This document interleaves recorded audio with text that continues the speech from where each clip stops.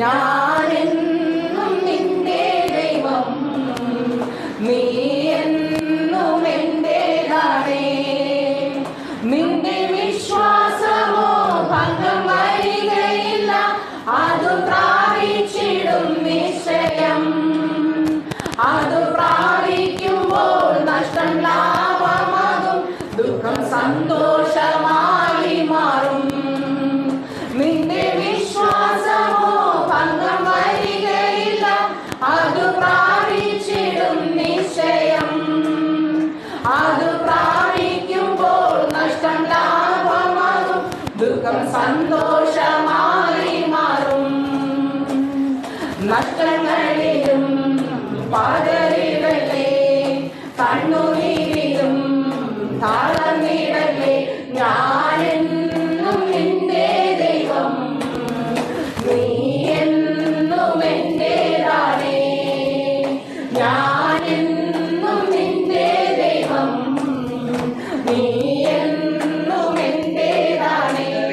ஹல்லேலூயா, ஹல்லேலூயா. இங்க வரதுக்கு முன்னாடி எனக்கு அந்த சில காரியங்களை வெளிப்படுத்தினேன். சில காரியங்கள் வெளிப்படுத்தி தந்தாருன்னு அந்த ஒரு வார்த்தையை அவங்களுக்கு கொடுத்து சொல்றாரு. ஒரு காரியம் பரவாயில்லை, அலுவலின் சத்தம் அவர் கேட்டார். கரைச்சுகின்ற சத்தம் தெய்வம் கேட்டிருக்கீங்க. அதனுடைய கருத்துல நீங்க அலங்காரமான கிரீடமா இருக்கீங்க, கையில் அலங்கார கிரீடமா இருக்கீங்க. நீங்க பாடும் பொழுதே இருதயம் அசைவுங்கிறத நான் உணர்ந்தேன். அது பாடும் பொழுது உலகி போகுதுன்னு சொல்லிச்சு. தேவன் உங்களை அருகாமையில இருக்கிறார், உங்க பக்கத்துல இருக்கிறார். தேவன் அடுக்கல உண்டு. நீங்க தனியான ஆள் கிடையாது, ஒத்திக்கெல்லாம் நீங்க தனியா விடப்பட்ட நபர் கிடையாது. நீங்க ஒத்திக்கு நீங்க கைவிட்டதுக்கான ஒரு വ്യക്തി அல்ல. அந்த உங்களை அதிகமா நேசிக்கிறார். தேவன் அதிகமாയിട്ട് സ്നേഹിക്കുന്നു. நீங்க ஜெபிக்கிறதுக்கு முன்னாடியே கட்டளை வந்து அது பிரார்த்திക്കുന്നതിന് മുന്നേ അദ്ദേഹത്തിന്റെ അരുളപ്പാടുണ്ടായി. நீ தொடர்ந்து நீங்க ஜீவிப்பீங்க கர்த்தருக்குள்ள. കർത്താവ് വീണ്ടും അതിന്റെ തുടർന്ന് ജീവിക്കുക തന്നെ ചെയ്യും. ദൈവം അനുഗ്രഹം ചെയ്യും. ദൈവം അനുഗ്രഹിക്കട്ടെ. ആമേൻ, ആമേൻ. ഹല്ലേലൂயா, ഹല്ലേലൂயா, ഹല്ലേലൂயா, ஹல்லேலூயா. வருவதற்கு முன்பாக நான் இடத்துல அதிகமா நான் கேட்டுட்டு இருந்தேன், நான் என்ன பேசணும். ഞങ്ങളുടെ ബന്ധത്തിൽ ഞാൻ കർത്താവിനോട് ഇങ്ങനെ ചോദിച്ചു, കർത്താവിനെ എന്താണ് നമ്മുടെ പറയേണ്ടതെന്ന് ദൈവത്തോട് ചോദിച്ചുകൊണ്ടേയിരുന്നു. இங்க வந்தது என்ன, நான் அதிகமாய் பலப்படுறதுக்காக நான் வந்தேன். ഞാൻ കൂടുതൽ ബലപ്പെടുന്നതിന് വേണ്ടിയിട്ടാണ് ഞാൻ ഇവിടെ കടന്നു വന്നത്. அதனுடைய ரகசியங்களை நான் கேட்டு தெரிஞ்சுக்கொள்ளணுன்றதுக்காக வந்தேன். ഞാൻ ദൈവത്തിന് എന്നെ കുറിച്ച് പറയാനുള്ള ചില കാര്യങ്ങളെ കേട്ട് മനസ്സിലാക്കണം എന്ന് വിചാരിച്ചിട്ടാണ് ഞാൻ ഇവിടെ കടന്നു വന്നത്. அதிகமா ஆண்டவர் எனக்கு இங்க அதிகமான காரியங்களை பேசுனது உண்டு. അധികം വളരെയേറെ കാര്യം ദൈവം എന്നോട് സംസാരിച്ചുകൊണ്ടേയിരിക്കുന്നു. அப்போ என்ன சொன்னாரு, இந்த வாரம் நீ செய்தி கொடுக்கணும் அப்படின்னாரு. അതിനെ ഈ ആഴ്ച നീ ആ മെസ്സേജ് കൊടുക്കേണ്ടതെന്ന് പറഞ്ഞായിരുന്നു. எங்களுடைய ஊர்ல நாங்க ஞாயிற்றுக்கிழமை தினந்தோறும் செய்தி கொடுக்கணும், வாரம் வாரம். എന്റെ ഞങ്ങളുടെ ചർച്ചില് ഞാൻ തന്നെയാണ് എല്ലാ ഞായറാഴ്ചയും ദൈവവചനം പ്രസംഗിച്ചുകൊണ്ടേയിരിക്കുന്നത്. அது ஒரு மாநிலம் நாங்க செய்தி கொடுப்போம், அங்க ஒரு ஸ்டைல்ல நாங்க செய்தி கொடுப்போம். അവിടെ ഞാൻ വേറൊരു രീതിയിലാണ് ദൈവവചനം പ്രസംഗിക്കുന്നത്. ஆனா இங்க எப்படி எனக்கு தெரியாது ஆண்டவரே. ഞങ്ങൾ വന്ന് ഇവിടെ ഞാൻ എങ്ങനെ ചെയ്യണമെന്ന് എനിക്ക് അറിയില്ല. இந்த மக்கள் எப்படிப்பட்டவங்க எனக்கு தெரியாது. ഇവിടുത്തെ ജനം എങ്ങനെയുള്ളതെന്ന് എനിക്ക് നന്നായിട്ട് അറിയില്ല. இந்த சபைக்கு நீங்க என்ன சொல்ல வரீங்கன்றது எனக்கு வெளிப்படுத்துங்க ஆண்டவரே. ഈ സഭയോട് എന്ത് സംസാരിക്കണമെന്ന് നീ എനിക്കത് വെളിപ്പെടുത്തി തരണമെങ്കിൽ ஒரு சில காரியங்களை எனக்கு ചില കാര്യങ്ങൾ എന്നോട് സംസാരിക്കാനിടയായി. நீங்க வந்திருக்கிற ஒவ்வொரு சூழல்ல இருந்து நீங்க வந்திருக்கிறீங்க. ഇവിടെ വന്നിരിക്കുന്ന ഓരോ ജനവും ഓരോ ചില സാഹചര്യങ്ങളിൽ നിന്ന് കടന്നു വന്നവരാണ്. ஒவ்வொரு பாடுகளில் இருந்து நீங்க கடந்து வந்திருக்கிறீங்க. ഓരോ പ്രയാസങ്ങളിൽ നിന്ന് കടന്നു വന്നിരിക്കുന്നവരാണ്. நீங்க அமர்ந்திருக்கிறவங்க சாதாரணமா நீங்க வரல, சாதாரணமான சூழல்ல இருந்து வரல. സാധാരണ അതിന് ഒരു പ്രശ്നമൊന്നും ഇല്ലാത്തൊരു സാഹചര്യത്തിൽ വന്ന ജനമല്ല ഇത്. எல்லாரும் வெகு பாடுபட்டவர்கள் தான் ഞാൻ തിരഞ്ഞെടുത്തിരിக்கிறார். വളരെ കഷ്ടതയിലൂടെ കടന്നു പോയ ചില ജനത്തിനെയാണ് ദൈവം പിടിച്ചു വേർതിരിച്ചിരിക്കുന്നത് മനസ്സിലായി. ஏன்னா ஆண்டவர் உங்களை அதிகமா நேசிக்கிறார். ദൈവം നിങ്ങളെ അധികമായിട്ട് സ്നേഹിക്കുന്നു. ஆமென், ஆமென். ஒருவேளை நான் ஆண்டவரை தெரியாம இருந்திருப்போம் அப்படின்னா, ഒരു വർഷം ഞാൻ ദൈവത്തെ അറിയാതിരുന്നാൽ என்ன ആയിരിക്കും? എന്തായി തീർന്നേനെ நினைச்சு பாத்துருக்கீங்களா? നിങ്ങൾ അതിനെ ചിന്തിച്ചിട്ടുണ്ടോ? நான் ஒருவேளை ஆண்டவரை அறியாம போயிருந்தேன், ഞാൻ ഒരു വർഷം ഞാൻ ദൈവത്തെ അറിയാമോ പോയിരുന്നെങ്കിൽ, இல்ல இந்த வேதம் எனக்கு தெரியாமல் போயிருந்தா, ഈ വചനം എനിക്ക് അറിയാതിരുന്നെങ്കിൽ, ஆண்டவருடைய சத்தம் எனக்கு கேட்காம போயிருந்தா ദൈവത്തിന്റെ ശബ്ദം ഞാൻ കേൾക്കാതിരുന്നെങ്കിൽ எனக்கு யார் ஆறுதல் செய்வா? ആരെന്നെ ആശ്വസിപ്പിക്കുമായിരുന്നു? என்னை யார் என்னை பாதுகாப்பா? ആരെന്നെ സംരക്ഷിക്കുമായിരുന്നു? கஷ்டமான நேரங்களில் என்னை யார் வந்து விசாரிப்பா? എന്റെ കഷ്ടതയിൽ ആരെന്നെ കുറിച്ച് ചിന്തിക്കുമായിരുന്നു? என்னை யார் காப்பாற்றுவா? ആരെന്നെ സംരക്ഷിക്കുമായിരുന്നു? நான் தனிமை என்று அழுகும் பொழுது எனக்கு யார் கை கொடுப்பா? ഞാൻ ഒറ്റയ്ക്ക് എന്ന് ഞാൻ വിചാരിച്ച് കഴിയുമ്പോ ആരെന്നെ ആശ്വസിപ്പിക്കുമായിരുന്നു? யோசிச்சு பார்த்துட்டீங்களா? നിങ്ങൾ അങ്ങനെ ചിന്തിച്ചിട്ടുണ്ടോ? ஒருவேளை நான் ஆண்டவரை அறியாமல் போயிருந்தா என் நிலைமை என்னவா இருக்கும்? ഞാൻ ഒരു പക്ഷെ ദൈവത്തെ അറിയാതെ പോയിരുന്നെങ്കിൽ എന്റെ അവസ്ഥ എന്തായി തീരുമായിരുന്നു? நீங்க மீனா ஆண்டி நினைச்சு நான் ரொம்ப சந்தோஷப்படுறேன். ഞാൻ ബീനാന്റെ ഒത്തിരി സന്തോഷപ്പെടുന്നു. அவங்க ஆண்டவரை அறிந்து கொண்டாங்க கர்த்தருடைய கிருபையில. அவங்க கர்த்தாவுடைய கிருபையில் ദൈവത്തെ അറിയുവാനായിട്ട് ഇടയായി. ஏன்னா ஆண்டவருடைய இடத்தில் கிடைத்ததுனால அவங்க அந்த அன்பை உணர்ந்திருக்கிறாங்க. ദൈവത്തിന്റെ ആ ഒരു മനസ്സിലേക്ക് ഉള്ളതോട് തന്നെ ദൈവം ആ ദൈവത്തിന്റെ സ്നേഹത്തെ അനുഭവിച്ചറിയാനായിരിക്കും. அதனால இந்த இக்கட்டான சூழலிலும் ஆண்டவர் அவங்களை பலப்படுத்தி അതുകൊണ്ട് വളരെ പ്രശ്നത്തിലൂടെ പോകുന്ന ആ സാഹചര്യത്തിൽ ദൈവം ആദ്യം ബലപ്പെടുത്തുവാൻ. ஒருவேளை அவங்க ஆண்டவரை அறியாமல் இருக்குது. ഒരു പക്ഷെ ആദ്യം ദൈവത്തെ അറിയാതിരുന്നെങ്കിൽ என்னவாய் എന്താ അവസ്ഥയായിരുന്നു? ஆண்டவருடைய அன்பை உணர்ந்திருக்க முடியாது. ദൈവത്തിന്റെ സ്നേഹത്തെ അറിഞ്ഞിരിക്കാൻ ஆறுதல் சொல்ல ஆள் இருந்திருக்காது. ആദ്യം ആശ്വസിപ്പിക്കാനായിട്ട് ആളില്ല. அன்பு காட்ட அரவணைக்க யாருமே இருந்திருக்க மாட்டாங்க. സ്നേഹം കാണിച്ച് ആദ്യം ചേർത്ത് പിടിക്കുവാനായിട്ട് ആളുകളെ விசாரிக்க யாருமே நமக்கு வந்திருக்க மாட்டாங்க. ആദ്യം കുറിച്ച് ചിന്തിക്കുവാൻ ആരും തന്നെ ഉണ്ടാകത്തില്ല. கர்த்தரை அறிந்ததுனால, കർത്താവിനെ അറിഞ്ഞതുകൊണ്ട് മാത്രം, கர்த்தருடைய அன்பு நமக்கு கிடைத்ததுனால കർത്താവിന്റെ സ്നേഹം മനസ്സിലായത് കൊണ്ട് அநேகம் நமக்கு ஆண்டவர் கொடுத்திருக்கிறார். അനേകം നമുക്ക് ചുറ്റും തന്നു. ஹல்லேலூயா. நம்மை சுற்றி அநேக தூதர்கள் பாதுகாத்துக் கொண்டிருக்கிறாங்க. எத்தனை விசுவாசம். നമുക്ക് ചുറ്റും അനേകം ദൂതന്മാർ സംരക്ഷണത്തിനായിട്ട് നമ്മൾ ഏറ്റവും വിശ്വസിക്കുന്നു. ஆமென். ആമേൻ. கடந்த மாதம் ஒரு 14 வயது உள்ள பெண் കഴിഞ്ഞ മാസം ഒരു 14 വയസ്സുള്ള ഒരു പെൺകുട്ടി கேன்சர் வியாதியில மறிக்கப்பட்டு போயிட்டு ക്യാൻസറിന്റെ അസുഖത്താൽ ബാധിച്ച് മരണപ്പെടുവാനിടയായി. ரொம்ப நாங்க வேதனைப்பட்டோம் அந்த பிள்ளையை குறித்து. ആ കൊച്ചിനെ കുറിച്ച് ഞാൻ ഒത്തിരി വിഷമിക്കാനിടയായി. அவருடைய பேக்ரவுண்ட் வேற, അവരുടെ ബാക്ക്ഗ്രൗണ്ട് വേറെയാണ്. ஆனா சின்ன வயசு பிள்ளை. ആ ചെറിയ പ്രായത്തിനുള്ളിൽ ரொம்ப முயற்சி பண்ணோம், വളരെ முயற்சி செய்தோம். We tried. വളരെ പ്രശ്നങ്ങൾ നമുക്ക് നേരിടാനിടയായി. இந்த பிள்ளையை காப்பாற்ற ரொம்ப சிரமப்பட்டோம். അവരെ രക്ഷിക്കുവാനായിട്ട് വളരെയേറെ സാഹചര്യങ്ങൾ பிரயாசப்பட்டோம். ஆனா அவங்க குடும்பங்கள் யாரும் ஆண்டவருக்குள்ள ஏற்றுக்கொள்ளப்படல. അവരുടെ ആ കുട്ടിയുടെ കുടുംബത്തിലുള്ള ആരും തന്നെ കർത്താവിനെ അറിയാറില്ല. மனதார யாரும் ஆண்டவரை ஏத்துக்கல, மனசார ஆண்டவரை ஏத்துக்கல, முழு இருதயத்தோடு അവർ മുഴുവൻ ഹൃദയത്തോടെ ദൈവത്തെ സ്വീകരിക്കാനായിട്ട് തയ്യാറായില്ല. அதனால அந்த பிள்ளை അതുകൊണ്ട് തന്നെ ആ കുഞ്ഞ് மறுத்து போயிடுச்சு. മരിച്ചു ரொம்ப வேதனைப்பட்டேன். ഒത്തിരി വിഷമിക്കാനിടയായി. ஆனால் கடைசி நேரத்துல மறிக்கிற தருவாயில அந்த பிள்ளை இடத்துல பேசினேன். എന്നാൽ ആ മരണത്തിന്റെ സമയത്തോട് അടുത്തിരിക്കുന്ന സമയത്ത് ആ കുഞ്ഞിനോട് എനിക്ക് സംസാരിച്ചു. இந்த நேரத்துல ഈ സമയത്ത് உன் ஆத்மாவை നിന്റെ ആത്മാവിനെ தேவனுக்கு ஒப்பு கொடுப்பியா? ദൈവത്തിന് കൊടുക്കാൻ തയ്യാറാണോ? அந்த பிள்ளை உடனே என் தேவனுக்கு நான் என் இருதயத்தை நான் ஒப்பு கொடுக்கிறேன், என் ஆத்மாவை ஒப்பு கொடுக்கிறேன்னு சொன்னான். ആ കുഞ്ഞിനെ പറഞ്ഞു ഞാൻ എന്റെ ഹൃദയത്തെ ദൈവത്തിനാണ് ഞാൻ സമർപ്പിക്കുന്നു എന്നോട് പറയുവാനായിട്ടിടയായി. அதன் பிறகு அந்த பிள்ளை மறித்து போயிட்டா. അതിനുശേഷം കുഞ്ഞ് മരിച്ചു. அந்தரே இந்த பிள்ளை மறிக்கப்பட்டு போயிட்டா. ஆண்டவர் வார்த்தை கொடுத்திருந்தார், இந்த பிள்ளைக்குமே பிழைப்பா என்று. ഞാനിങ്ങനെ കർത്താവിനോട് ചോദിച്ചു, കർത്താവ് നിങ്ങൾ ജീവിക്കുമെന്ന് എനിക്ക് വാക്ക് തന്നു, പക്ഷെ മരിച്ചു പോയല്ലോ എന്ന് കർത്താവിനോട് ചോദിക്കാനിടയായി. இல்ல ஆண்டவரே மறித்து போயிட்டாலே, മരിച്ചു പോയല്ലോ എന്ന് പറഞ്ഞ കർത്താവിനോട് സങ്കടപ്പെട്ടു. நான் ரொம்ப சங்கடத்தோட இருந்தேன், വളരെ സങ്കടത്തോടുകൂടി ഇരുന്നു. அப்ப ஆண்டவர் சொன்னாரு, ദൈവം എന്നോട് ഇങ്ങനെ ഇടപെട്ടു. இல்ல இப்ப மாம்சத்துல மறித்தாலும் ஆவியில பிழைப்பா. ഇടത്തിൽ അവർ മരിച്ചാലും ഒരു ആത്മാവിനും ജീവിക്കുന്നു. அப்ப நான் ஆண்டவருக்குள்ள சந்தோஷப்பட்டேன். ரொம்ப நன்றி. இது நிமித்தம் அவனுடைய ஜீவனை நீ பாதுகாக்கிறது, ஆத்மா அழிவில்லாமல் நீ பாதுகாக்கிறதுக்காக நன்றி. ദൈവത്തോട് പറഞ്ഞു, അവരുടെ ആത്മാവ് നശിച്ചു പോകാതെ നീ എല്ലാം കാപ്പതിനായിട്ട് നമ്മൾ ദൈവത്തിന് പറയാനിടയായി. இதை ஏன் நான் சொல்றேன் தெரியுங்களா? ഞാൻ എന്തിനാണ് പറയുന്നത് നിങ്ങൾക്ക് അറിയാമോ? நம்ம சபைகள்ல சுவிசேஷம் ரொம்ப முக்கியம். നമ്മുടെ സഭയിൽ സുവിശേഷം വളരെ പ്രധാനപ്പെട്ടതാണ്. சுவிசேஷம் இல்லை என்றால் அது வெறுமை. സുവിശേഷം ഇല്ലെങ്കിൽ അത് ഒരു വൃഥമാണ്. ஆண்டவரை பத்தி நம்ம யாருக்கிட்டையும் நம்ம சொல்லாம இருந்தோம்னா நம்ம வாழ்க்கை வெறுமையா, നമ്മൾ ദൈവത്തെ കുറിച്ച് മറ്റുള്ളവരോട് പറയുന്നില്ല എങ്കിൽ നമ്മുടെ ജീവിതം വെറുതെ നഷ്ടപ്പെട്ടു പോകും. ஆண்டவரை பத்தி ஆண்டவருடைய அன்பை நம்ம வெளிக்காட்டாம இருக்கோம்னா நம்மளுடைய பிள்ளைகள் வேறு மாற்றலாம். നമ്മൾ നമ്മളതിന്റെ കർത്താവിന്റെ സ്നേഹത്തെ മറ്റൊരു വ്യക്തിയോട് പറയുവാൻ നമ്മൾ തയ്യാറായി നമ്മുടെ ജീവിത ശൂന്യമാണ്. இந்த வேலையில அதை குறித்து நாம் தியானம் பண்ணுவோம். നമ്മൾ ഈ സാഹചര്യത്തിൽ അതിനെ കുറിച്ച് നമ്മൾ ചിന്തിക്കേണ്ടിയിരിക്കും. ஒருவேளை நான் ஆண்டவரை அறியாமல் போயிருந்தால் என் நிலை என்னவா இருக்கும்? ഒരു പക്ഷെ ഞാൻ ദൈവത്തെ അറിയാതിരുന്നാൽ എന്റെ ചിന്തകൾ എന്തായിത്തീരും? எனக்கு யாராவது சுவிசேஷம் சொல்லாமல் இருந்தால் நான் என்னவா ஆயிருப்பேன்? എന്നോട് ഒരു പക്ഷെ ആരുടെ സുവിശേഷം പറഞ്ഞില്ലായിരുന്നെങ്കിൽ എന്റെ അവസ്ഥ എന്തായിത്തീരുമായിരുന്നു? பாருங்களேன், നമ്മൾ അങ്ങനെ ചിന്തിച്ചു നോക്കിയേ. கஷ்டமான நேரத்துல நமக்கு யார் துணை இருப்பார்? നമ്മുടെ കഷ്ടതയുടെ നടുവിൽ ആ നമുക്ക് കൂട്ടായി ഉണ്ടായിരുന്നു. ஆண்டவன் நம்மளோடு இருக்கிறதுனாலதான் எவ்வளவு பாடு வந்தாலும் என்னை பலப்படுத்துகிற கிறிஸ்து இயேசுவினால எல்லாவற்றும் செய்ய பலனுடன் சொல்லி கடந்து போகும். അതുകൊണ്ട് നമുക്ക് എന്ത് പ്രശ്നങ്ങളോട് കടന്നു പോയാലും എന്നെ ബലപ്പെടുന്ന ക്രിസ്തു എന്റെ കൂടെ ഉള്ളതുകൊണ്ട് സകലത്തിനും വേണ്ടി മതിയായതായിരിക്കും. அதை குறித்து நாம் வேதத்துல நாம் தியானிப்போம். சுவிசேஷம் அறிவிக்கிறது, സുവിശേഷം അറിയിക്കുന്നതിനെ കുറിച്ച് ദൈവവചനത്തിൽ ധ്യാനിക്കാനായിട്ട് പോകുന്നു. நம்ம பிரசங்கியாமல் இருந்தா நமக்கு ஐயோ வேதம் சொல்றது. ദൈവവചനത്തിൽ ഇങ്ങനെയാണ് പറയുന്നത്, സുവിശേഷം നമ്മൾ പറഞ്ഞില്ല എങ്കിൽ അയ്യോ കഷ്ടം.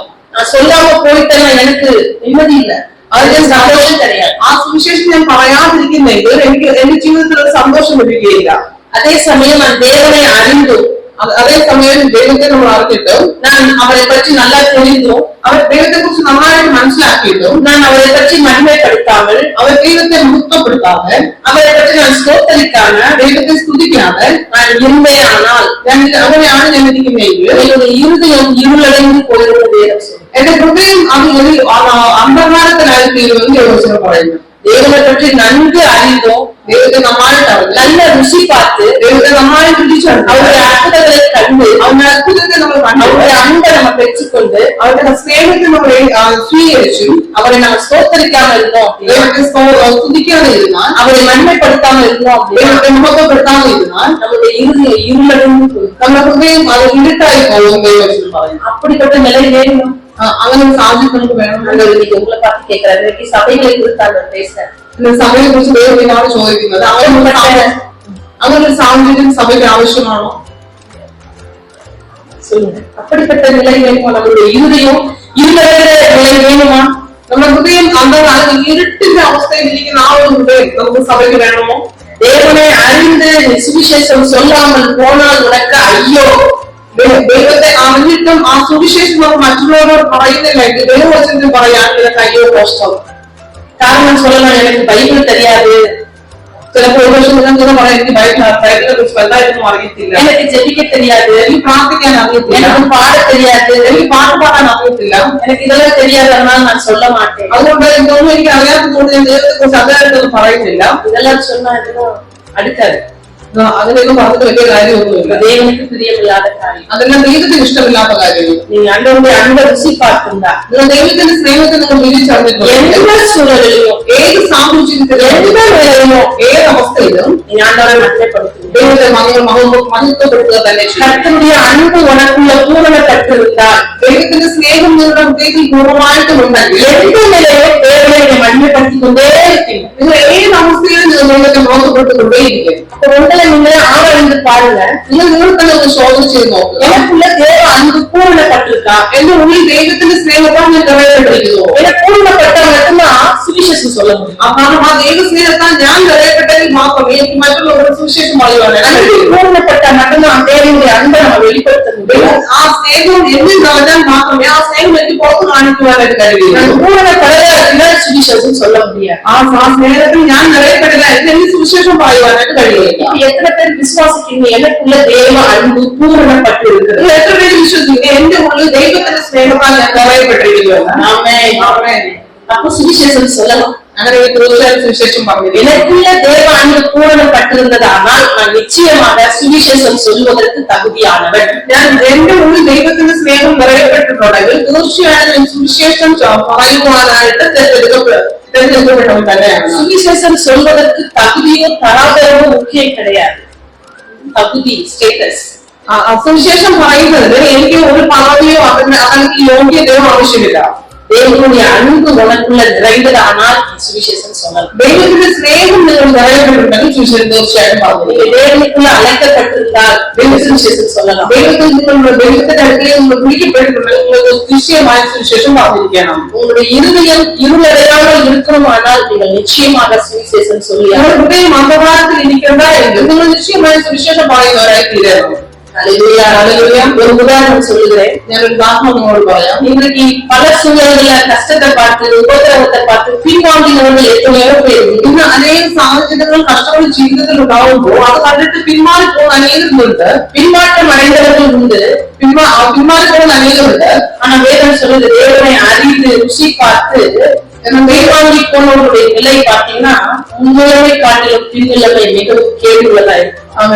എന്നാൽ ദൈവത്തിന്റെ ആ സ്നേഹത്തെ രുചിച്ചറിഞ്ഞിട്ട് അവർ പിന്മാറി പോയവരുടെ അവസ്ഥ ദൈവത്തിൽ ഇങ്ങനെയാണ് പറയുന്നത്. അവരുടെ മുമ്പിലത്തെ അവസ്ഥയെക്കാളും പിന്നിലത്തെ അവസ്ഥ വളരെ മോശമായതാണ്. அதனால என்னை யாரும் பார்க்கல, நான் எப்படி வேணாலும் இருக்கலாம் அப்படின்னு நினைக்காதீங்க. അതുകൊണ്ട് എനിക്ക് എന്നെ ആരും അറിയുന്നില്ല, എനിക്ക് എങ്ങനെ വേണമെങ്കിലും ജീവിക്കാൻ ആരും വിചാരിക്കരുത്. தேவன் நம்மை கண்காணித்துக் கொண்டிருக்கிறார். ദൈവം നമ്മളെ കണ്ടുകൊണ്ടേയിരിക്കുന്നു. தேவன் நம்மை விசாரித்துக் கொண்டிருக்கிறார். അവൻ നമ്മളെ കുറിച്ച് ചിന്തിച്ചുകൊണ്ടിരിക്കുന്നുണ്ട്. ஒவ்வொரு நாளும் உள்ளங்கையில வரைந்து வைத்திருக்கிறார். ഓരോ ദിവസവും അവൻ നമ്മുടെ ഉള്ളം കൈ തന്നെ വരച്ചിരിക്കുകയാണ്. ஒரு உதாரணம், ஒருவர் நடந்து போய் கொண்டிருக்கையில ഒരു വ്യക്തി നടന്നു പോയിക്കൊണ്ടിരിക്കുമ്പോൾ ஒரு மலையை பார்த்தார். ഒരു വലിയൊരു മലയെ കണ്ടു. அந்த மலையில நல்ல ஒரு பிரகாசம். ആ മലയിൽ വലിയൊരു പ്രകാശം. அந்த மனுஷனுக்கு அந்த மலை மேல ஏறணும்னு ஒரு ஆசை. ആ മനുഷ്യന്റെ ആഗ്രഹം എനിക്ക് ആ മലയുടെ മേലിൽ மலை மேல உள்ள பட்டணம் பிரகாசமா இருக்கு, எனக்கு அங்க போகணும்னு அந்த மனுஷனுக்கு ആ മലയിൽ മേലിരിക്കുന്ന ആ പട്ടണം നല്ല പ്രകാശമായിട്ടുണ്ട്, അതുകൊണ്ട് എനിക്ക് അവിടോട്ട് പോകണമെന്ന് മനുഷ്യനുള്ളിൽ ആഗ്രഹം. அப்போ அதுக்கு போறதுக்கான ஒரு வழி இருந்தது. ആ മലയിലോട്ട് പോകാനായിട്ട് ഒരു വഴി ഉണ്ടായിരുന്നു. அப்ப அந்த வழியில ஒரு மனுஷன் நின்று கொண்டிருந்தாரு.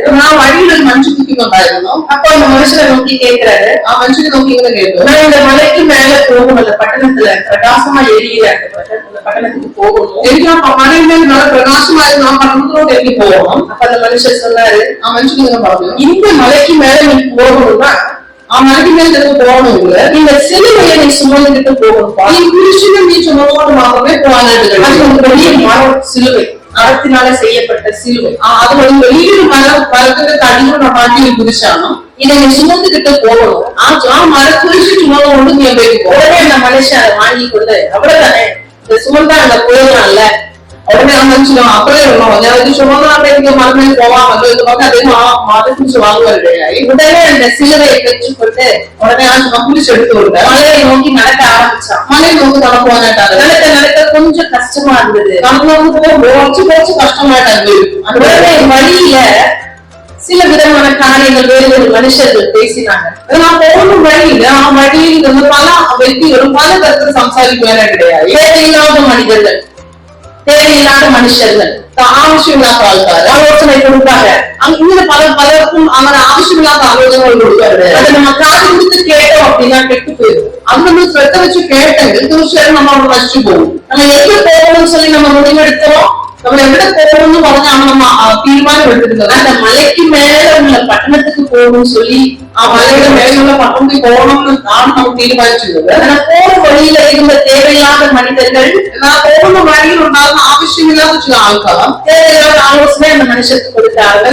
ആവശ്യമില്ലാത്ത ആലോചനകൾ ഈ മനുഷ്യന് കൊടുക്കാനിടയായി. உனக்கு என்ன தலையிருந்தா, നിനക്ക് തലയിലെടുക്കാമോ, உனக்கு என்ன, நீ என்ன பாவம் செஞ்சியா, നീ എന്തെങ്കിലും ഈ പാപം ചെയ്തോന്നാണോ இந்த சிலுவையை நீ சுமந்துட்டு போறதுக்கு പോലെ നിനക്ക് എന്തെങ്കിലും പാപം ചെയ്തോ, உனக்கு என்ன கஷ்டமா, നിനക്ക് എന്തെങ്കിലും ബുദ്ധിമുട്ടുണ്ടോ, இத பாதி அறுத்து போடு, அந்த சிலுவையை பாதியா ആ കുരിശിന്റെ പകുതിയെ നടത്തിട്ട് ബാക്കി കൊണ്ടുപോകും. கொஞ்சத்தை மட்டும் நீ எடுத்துட்டு போ, കുറച്ച് മാത്രം എടുത്തോണ്ട് പോകും. எதுக்கு இவ்வளவு பிரச்சனை சுமந்துட்டு போற, ഇത്രയും വലിയ കഷ്ണം എന്തെങ്കിലും എടുത്തോണ്ട് പോകും. இதை மட்டும் செய், அதெல்லாம் செய்யாத. അത് മാത്രം ഈ പറയുന്ന കാര്യങ്ങൾ ചെയ്ത് ആവശ്യമില്ലാത്ത കാര്യങ്ങളും ചെയ്യാതെ, இதை மட்டும் பண்ண, உபவாசிக்காத. നീ പ്രാർത്ഥിക്കാൻ മാത്രം നീ ഉപവസിക്കണ്ട, உபவாசம் மட்டும் எடு, ஆலோசனை கேட்காத. ഉപവാസം മാത്രം എടുത്ത് ആലോചനയൊന്നും കേൾക്കണ്ട, ஆலோசனை கேளு, சபையில ஐக்கியம் கொள்ளாத എന്നാൽ ആലോചന കേൾക്കുന്ന സഭയിൽ ഐക്യങ്ങളോട് ഇരിക്കണ്ട அப்படின்னு சொல்லி நிறைய பேர் நமக்கு ஆலோசனை சொல்லுவாங்க. അങ്ങനെ പലരും ഒരു പക്ഷെ നമുക്ക് ആലോചന പറഞ്ഞു തരും. அந்த மனுஷன் இல்ல, அந்த மனிதன் அந்த மனிதனுடைய ஆலோசனையை கேட்டு தன்னிடத்துல இருந்த சிலுவையை அறுத்து போட்டுட்டான். ആ ഈ മനുഷ്യരുടെ ആലോചനകളെ കേട്ട പുരുഷന് രണ്ടായി കാണുന്നു. மறுபடியும் நடக்க தொடங்கினான். വീണ്ടും നടക്കാൻ ആരംഭിച്ചു. நடக்க மறுபடியும் சுமை அதிகமாடுச்சு. നടക്ക വീണ്ടും சுமை அவங்களுக்கு பாரம் அதிகமாயிட்டு ஃபீல் மறுபடியும் வேற சில மனிதர்கள் வேற சில ஆலோசனை சொன்னாங்க. வேற பிரச்சனை மனுஷன் வேற சில ஆலோசனை கொடுப்பாரு இல்லையா? மறுபடியும் கொஞ்சம் அழித்து போட்டான். ரெண்டும் கொஞ்சம் அர்த்தம் சிலுவை இப்ப எப்படி ஆயிடுச்சு? குடிச்சு பெற்ற சின்னதாயிடுச்சு, செருதாயிடுது. நடந்து மேல ரீச் ஆனதோ ஏற்றமோட எத்தியப்போ ஒரு பெரிய சமுத்திரம், வழியில இருக்கு கடல். சமுத்திரத்துக்கு அங்கிட்டுதான் பட்டணம் இருக்கு. சமுத்திரத்துக்கு கடவுள் ஆனா அப்புறமா இருக்குது. உடனே பாக்குறான், அவரோட உடனே நோக்கி எப்படி இந்த சமுத்திரத்தை நான் கடக்கிறது? ഈ സമുദ്രങ്ങളെ കടക്കും. அப்ப கீழே ஒருத்தர் சிலுவையை கொடுத்தாருல, താഴെ നിന്നതാണ് ആ പുരുഷനെ കൊടുത്ത വ്യക്തിയുണ്ടല്ലോ. அப்ப அவர் அங்க வந்து பேசுறாரு அந்த மகன்கிட்ட. ആ വ്യക്തിയോട് അവനാണ് വന്ന് സംസാരിക്കാനിടയായി. உங்ககிட்ட கொடுத்த அந்த சிலுவையை எங்க? നിങ്ങളെ കുടിച്ചെടുത്ത് உனக்கு கொடுத்த அந்த பட்டையை எங்க? നിനക്ക് കൊടുത്ത ആ കരിയുടെ உடனே சொல்றாங்க, அந்த சின்னதா இருக்கு என்கிட்ட. അതിന്റെ പേര് വളരെ ചെറുതായിട്ടിരിക്കുന്നുണ്ട്. அப்ப அவர் பார்த்து ரொம்ப வேதனைப்பட்டாரு. അങ്ങനെക്കാട്ട് വളരെ വിഷമിക്കാനിടയായി. என் பாரு, இந்த சிலுவையை எதுக்கு கொடுத்தோம் தெரியுமா? എന്തിനാണ് ആ പുരുഷനെ കൊടുത്തതെന്നറിയാമോ? இந்த சமுத்திரத்தை நீ கடந்து போகிறதுக்காக, இந்த கஷ்டங்கள், இந்த பாடுகள், இந்த உபத்திரவங்களை இது மூலமா நீ கடந்து போகிறதுக்காக அந்த சிலுவை ஒரு பாலமாக இருக்கும்னு சொல்லிதான் உனக்கு நாங்க கொடுத்தோம். ഈ സമുദ്രത്തെ കടന്നു പോകുന്നതിന് വേണ്ടിയിട്ട് അല്ലെങ്കിൽ ആ കഷ്ടത്തെ താണ്ടി നീ അപ്പുറത്തേക്ക് പോകണമെങ്കിൽ ആ പുരുഷന് ഒരു പാലമായിട്ടാണ് നിന്റെ കയ്യിൽ കൊടുത്തിരുന്നത്. ஆனா அது துண்டு துண்டா நீ அறுத்ததுனால அது சின்னதாயிடுச்சு. ചെറിയ തുണ്ട് തുണ്ടായി കാണുമ്പോൾ അത് ചെറുതായി പോയി. இப்ப அந்த பாலத்தை இந்த சிலுவை என்ன செய்ய முடியாது? இந்த பாலத்தை இந்த சிலுவை இணைக்க முடியாது. അപ്പൊ ആ കുരിശ് അതിന് அந்த രണ്ട് മല ചേർക്കത്തക്ക വണ്ണം അതിൽ ഒരു പാലമാക്കി വെക്കാൻ പറ്റാത്ത അവസ്ഥയിലായി മാറി. இந்த சிலுவையை அது மேல வச்சா அது மேல கடந்து போகலாம். ஆனா இவன் என்ன பண்ணிட்டான்? அந்த சிலுவையை கட் பண்ணிட்டான், பாரமா இருக்கு. ആ കുരിശ് അതിന്റെ നേരെ വെച്ച് ഇങ്ങനെ അപ്പുറത്ത് പറന്നുകൊണ്ട് കടന്നു പോകാമായിരുന്നു. പക്ഷെ ഇതിനെ ചെറുതാക്കിയത് കാരണം അവർക്ക് കടക്കാൻ കഴിയാതെയായി. இப்ப அவங்களால என்ன செய்ய முடியல? ഇപ്പൊ അവർ ഒന്നും ചെയ്യാൻ കഴിയാത്ത അവസ്ഥയിലായി. அந்த பட்டணத்துக்கு ആ പഠനത്തിനോട് போக முடியல. അതിന് പോകാൻ കഴിയില്ല. எதனால? வேறுடைய ஆலோசனைகள் கேட்டதுனால. അവിടെ നിന്നവരുടെ ചില ആലോചനകൾ വേണ്ടതുകൊണ്ട് അത് ചെയ്യാനായിട്ട് யாரும் ஆவிக்குரியவங்க அல்லாத, சபைக்கு அல்லாத மற்றவங்களுடைய ஆலோசனை கேட்கறதுனால, മറ്റുള്ളവർ ദൈവസഭയിലുള്ള ദൈവജനത്തിന്റെ അല്ലാത്ത മറ്റു മനുഷ്യരുടെ ആലോചനകൾ കേട്ടതിനാല எடுத்து விட்ட காரியம் வேற, ஆனா அந்த வாக்கு வேற கொடுக்குறாரு எனக்கு. ഞാൻ എടുത്ത ദൈവവചനം വേറെയാണ്. എന്നാൽ ദൈവം വേറൊരു രീതിയിൽ ദൈവം നടത്തുന്നു. வேதம் சொல்லுது, ஆலோசனை இல்லாத ஜனங்கள் இடறி விடுவார்கள். ദൈവവചനത്തിൽ ഇങ്ങനെയാണ് പറയുന്നത്, ആലോചന ഇല്ലാത്ത ജനം അത് ഇടറി വീഴുവാനായിട്ട് ഇടയാവും. எனக்கு சுமக்க முடியல, எனக்கு கஷ்டமா இருக்கு அப்படின்னு சொல்லி நம்ம பாதியில நின்று எல்லாருடைய ஆலோசனை கேட்டோம் அப்படின்னா എനിക്ക് മുമ്പോട്ട് പോകാനായിട്ട് കഴിയുന്നില്ല എന്ന് പറഞ്ഞ് നമ്മൾ പലരുടെയും ആലോചനകളെ കേട്ട് പകുതിയിലേക്ക് നിന്ന് പോവുകയാണെങ്കിൽ நம்ம அந்த நித்திய ஜீவனை, நித்திய வாழ்வு, அந்த பட்டணத்துக்கு நம்ம போக முடியாது. നമുക്ക് നിത്യ ജീവൻ അല്ലെങ്കിൽ നിത്യമായ ആ പട്ടണത്തിൽ നമുക്ക് പ്രവേശിക്കുവാനായിട്ട് കഴിയുകയില്ല. ஆமென். எத்தனை பேருக்கு அந்த பட்டணம் போகணும்? എത്ര പേർക്ക് ആ പട്ടണത്തിലോട്ട് പോകാമല്ലോ? ஹல்லேலூயா. இந்த பட்டணத்துக்கு போகணும்னு நம்ம என்ன செய்யணும்? ആ പട്ടണത്തിലോട്ട് പോകണമെന്ന് എന്ത് ചെയ്യണം? இந்த பட்டயத்தை நம்ம சுமக்கணும். ഈ ദൈവവചനത്തെ നമ്മൾ ചുമക്കണം.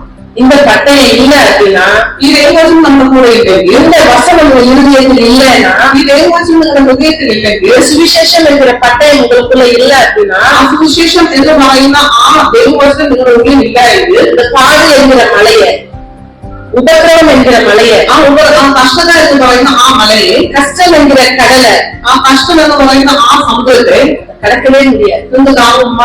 കടക്കുവാനായിട്ട് കഴിയുകയില്ല. பாப்பா மீனும் அவங்க ஒரு வசனம் வாசிச்சாங்க, சங்கீதம் 27ல. மீனும் சங்கீதம் 77 ஒரு வசனம் கடைசியில ஒரு வசனம், கடவுள் வந்து கர்த்தர் வந்து கடலினாலும் தண்ணீரினாலும் தான் வழி நடத்தினார் அப்படின்னு. അവസാന വശത്തില് അവൻ കടലിലും നദിയിലും കൂടെ വഴി നടത്തി എന്നൊരു വചനം വായിച്ചായിരുന്നു. கர்த்தருடைய பிள்ளைகளுடைய வழிகள் அப்படிப்பட்டதா இருக்கும். ദൈവത്തിന്റെ മക്കളുടെ വഴി അവനവന്റെ വഴികൾ തന്നെയാണ്. பவுல் சொல்றாரு, நான் சுகமா இருப்பதை பார்க்கிலும், ഞാൻ സുഖമായിരിക്കുന്നതിനെക്കാട്ടിലും கர்த்தருடைய பாடுகளை அனுபவிப்பதே நல்லது. അവൻ കർത്താവിന്റെ കഷ്ടത നിലയിൽ അവൻ അനുഭവിക്കുന്നത് എനിക്ക് നല്ലത്. ஆமென். ആമേൻ. எத்தனை பேருக்கு தேவன் இருதயத்துல பேசிக் கொண்டிருக்கிறார்? എത്ര പേര് ദൈവത്തിന്റെ ആത്മാവ് എന്നോട് സംസാരിക്കുന്നത് இந்த நாள்ல நீங்க ஒரு தீர்மானம் எடுக்கணும். ഈ ദിവസം നിങ്ങൾ ഒരു തീരുമാനം എടുക്കണം എന്ന് ദൈവത്തിന്റെ ആത്മാവ് പ്രേരിപ്പിക്കുന്നു. காலம் பொல்லாததா இருக்கு, காலம் நல்ல ஒரு காலத்துல நல்ல நம்ம கடந்து வந்திருக்கிறது. சுவிசேஷம் நிச்சயம் சொல்ல வேண்டும். இந்த சுவிசேஷம் நிச்சயமாக நம்ம பார்த்திருக்கலாம். படித்தவர்களோ படிச்சவரும், படிக்காதவர்களோ படிக்காதவரும், வேதம் நன்கு வாசித்தவர்களோ வாசிக்காதவர்களோ, ஒருவரும் வாய்க்கான் அறிந்தவரும் அறியாதவரும் இருக்கிற கொஞ்ச பலத்துல இருந்து ஓடும் நான் சொல்றேன். നിങ്ങൾക്ക് ചെറിയ ബലമായിരുന്നു, പക്ഷെ ആ ബലത്തിൽ നിങ്ങൾ എഴുന്നേറ്റ് ഓടണമെന്ന് ദൈവാത്മാവ് പറയുന്നു. உன் பலவீனங்கள்ல என் பலனை நான் பூரணமாய் நிரப்புவேன். നിന്റെ ബലഹീനതയിൽ എന്റെ ബലം നിനക്ക് തികച്ചു തരാമെന്ന് ദൈവാത്മാവ് പറയുന്നു. உன் வாயோடு வாயாய் நான் பேசுவேன். നിന്റെ വായോട് കൂടെ ഞാൻ സംസാരിക്കും. ஆமென். ആമേൻ. நான் ஒரு சின்ன சாட்சி சொல்றேன். ഞാൻ ഒരു ചെറിയ സാക്ഷ്യം പറയാം. ஃபாரின்ல இருந்தேன், நான் வெளிநாட்டுல படிக்க போயிருந்தேன். ഞാൻ ദൈവം പഠിക്കാനായിട്ട് ഫോറിലോട്ട് പോയിരുന്നു. சுவிசேஷம் சொல்ல போயிருந்தேன். அந்த நேரத்துல சுவிசேஷம் சொல்ல போயிருந்தேன். സുവിശേഷം പറയുവാനായിട്ട് ഞാൻ വെളിനാട്ട് ഫോറിലോട്ട് പോയപ്പോ அப்போ நான் இருக்கிற இடத்துல இருந்து உன்னரை இடம் ரொம்ப தூரம். ഞാൻ ഇരിക്കുന്ന സ്ഥലത്ത് നിന്ന് പോകുന്ന ആ സ്ഥലം വളരെ ദൂരമായിരുന്നു. டிக்கெட் மட்டும் எனக்கு போயிட்டு வர 5000 ரூபாய் செலவாகும். എനിക്ക് അവിടെ പോയിട്ട് വരാനായിട്ട് ടിക്കറ്റ് മാത്രം 5000 രൂപ. ஆனா எனக்கு கையிருக்கும் எனக்கு 5000 ரூபாய் இருந்துச்சு. എന്റെ കയ്യിൽ ആ 8000 രൂപ 5000 രൂപ തന്നെയായിരുന്നു. இதை நான் செலவு பண்ணிட்டேன்னா நான் எனக்கு அந்த வாரம் ஃபுல்லா எனக்கு தேவைப்படுமே என்னன்றதை நான் செய்யட்டும். ഞാൻ ഇത് ചെലവാക്കുക, ഞാൻ ആ ഒരാഴ്ചത്തേക്ക് ഞാൻ എന്റെ ആവശ്യത്തിന് വേണ്ടി ഞാൻ എന്ത് ചെയ്യുമെന്ന് ദൈവത്തോട് ഇങ്ങനെ ചോദിച്ചു. அதனால அவர் போறோம்னு சொன்னாரு. ദൈവം എന്നോട് ഇങ്ങനെ പറഞ്ഞു, "കൂടി പോകും. நீ பணத்தை நம்பி போகாத, പണത്തെ വിശ്വസിച്ച് പോകാതെ, உன் பலத்தை நம்பி போகாத, എന്റെ ശക്തിയെ നമ്പി വിശ്വസിച്ച് പോകാതെ என்ன நம்பி போ. എന്നെ വിശ്വസിച്ച് നീ കടന്നു പോകും. நான் உன்னை அழைத்திருக்கிறேன், ഞാൻ നിന്നെ വിളിച്ചിരിക്കുന്നു, உன்னை நான் நடத்துவேன்" ഞാൻ നിന്നെ നടത്തും அப்படின்னு சொல்லி என்னை அனுப்பினாரா. ദൈവമേ അങ്ങനെ ആ വചനം തന്ന് എന്നെ അയക്കുവാനിടയായി. போனேன், ഞാൻ പോകുമ്പോ ஜெபம் பண்ணோம், ഞാൻ പ്രാർത്ഥിച്ചു, பிரசங்கம் பண்ணேன், പ്രസംഗിച്ചു, பாட்டு பாடினேன். പാട്ട് പാടി. அந்த ராத்திரி ஆயிடுச்சு. நான் திரும்ப வீட்டுக்கு போடுவேன். രാത്രിയായി എനിക്ക് തിരിച്ച് വീട്ടിലോട്ട് വന്നപ്പോ எப்படி போகுது, நான் ட்ரெயின் ஏறி போகணும். ഞാൻ തിരിച്ചു പോകണം, എനിക്ക് ട്രെയിൻ വേണം. அவங்க இடத்துல நான் எதுவுமே காட்டிக் கொள்ளல. ഞാൻ അവരോട് ഒന്നും തന്നെ കാണിക്കുവാനിടയായി. நான் தனியா இருக்கேன், நான் தனியா வந்தேன், ഞാൻ തനിയെ വന്നതാണ്. எப்படி போறது எனக்கு தெரியல. എങ്ങനെ പോകുന്ന എനിക്കത് അറിയില്ല. சரி செய்ய அந்த ரேடு சொல்லி ஜெபம் பண்ணேன். എന്നെ സഹായിക്കണമേ ദൈവമേ എന്ന് ദൈവത്തോട് പ്രാർത്ഥിച്ചു. திடீர்னு அந்த வீட்டுக்காரங்களே ஓடி வந்து പെട്ടെന്ന് ആ വീട്ടുകാരൻ ഓടി വന്നിട്ട് எனக்கு ஆண்டவர் ஏறுதல் கொடுத்தாரு. എനിക്ക് ദൈവത്തിന്റെ ആത്മാവിനെ പ്രേരിപ്പിച്ചു. உங்களை காக்க கொண்டு போய் வீட்டுல விட சொல்லிட்டாரா. എന്നെ കാറിൽ കൊണ്ടുവന്ന് വീട്ടിൽ കൊണ്ടാക്കാനായിട്ട് ദൈവത്തിന്റെ ആത്മാവിനെ പ്രേരിപ്പിച്ചു. ஆண்டவரே ரொம்ப நன்றி அப்படின்னு சொல்லிட்டு நான் அவங்களோடு பிரயாணம் செய்தேன். ഞാൻ ദൈവത്തിന് വളരെ നന്ദി പറഞ്ഞുകൊണ്ട് ദൈവമേ നന്ദി എന്ന് പറഞ്ഞ ആ കാറിൽ അവരോട് കൂടെ യാത്ര ചെയ്യാനിടയായി. பத்திரமா வீடு போய் சேர்ந்துட்டேன். അവർ വളരെ സുരക്ഷിതമായി വീട്ടിൽ ചെന്ന് ചേർന്നു. ஆண்டவரே நான் வந்து சேர்ந்துட்டேன், எனக்கு கொண்டு வந்து விட்டுட்டீங்க. ഞാൻ വീട്ടിൽ വന്ന് സുരക്ഷിതമായി വീട്ടിൽ വന്ന് ചേർന്നു. ஆனா இப்ப நான் வாரம் முழுவதும் செலவழிக்கிற பணத்தை நான் அங்க செலவு பண்ணிட்டேன். இப்ப நான் என்ன பண்றது ஆண்டவரே? ഒരാഴ്ച മുഴുവൻ ചെലവാക്കേണ്ട പണം ഞാൻ അവിടെ ചെലവഴിച്ചു. ഞാൻ എന്ത് ചെയ്യുമ്പോഴും ഞാൻ ചോദിച്ചു. எனக்கு உதவி செய்யல, நான் என்ன பண்ணட்டும்? ഞാൻ എന്നെ സഹായിക്കണമേ, ഞാൻ എന്ത് ചെയ്യണം ദൈവത്തോട് ആളുകൾ ചോദിച്ചു. நான் இந்த வாரம் ஃபுல்லா பட்னி தானா?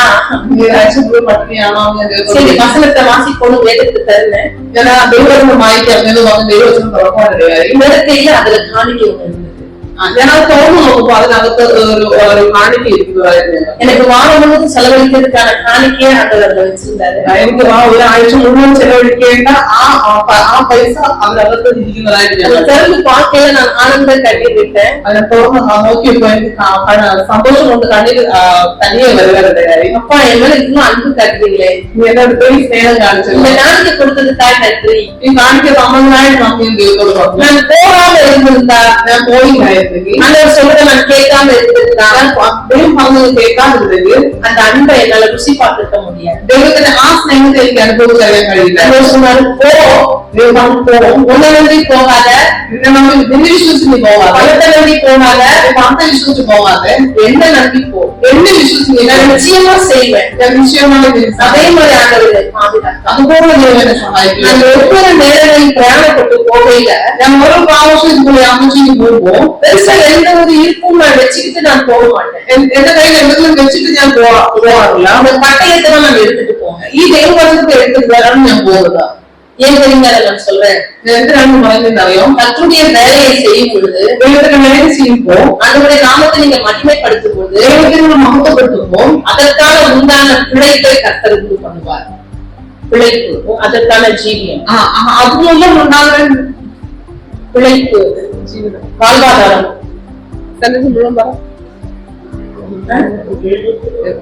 பிழைப்பு, வாழ்வாதாரம், ஜீவிக்கிறது, ஆதாரம், தண்ணீர்.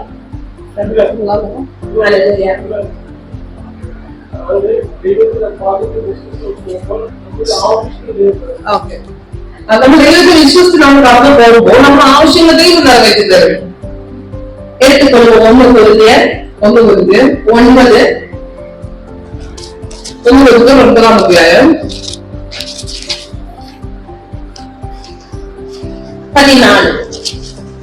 1 കൊരിന്ത്യർ 9 അധ്യായം 14 വാക്യം.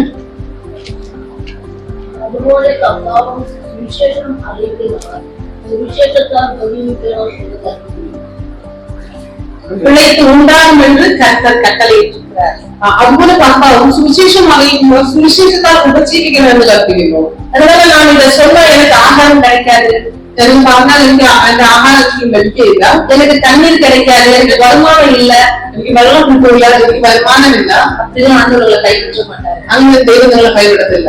கர்த்தரை நம்பியிருக்கிற பிள்ளைகள் കർത്താവിനെ വിശ്വസിക്കുന്ന ദൈവത്തിന്റെ മക്കൾ ஒருபோதும் வெளிப்பட்டு போவதில்லை, ഒരു നാളും എത്തിച്ചു പോകാൻ ദൈവം അനുവദിക്കുകയില്ല. சிங்கக்குட்டிகள் பட்டினியா இருந்தாலும் கூட கர்த்தரை தேடுகிறவர்களுக்கும் ஒரு நன்மையும் குறைவுபடாது. സിംഹക്കുട്ടികൾ പട്ടിണി ഇരുന്നാലും ഏതായാലും കർത്താവിനെ അന്വേഷിക്കുന്ന ചിലർക്ക് ഒരു നന്മയ്ക്ക് മുടക്കം വരികയില്ല.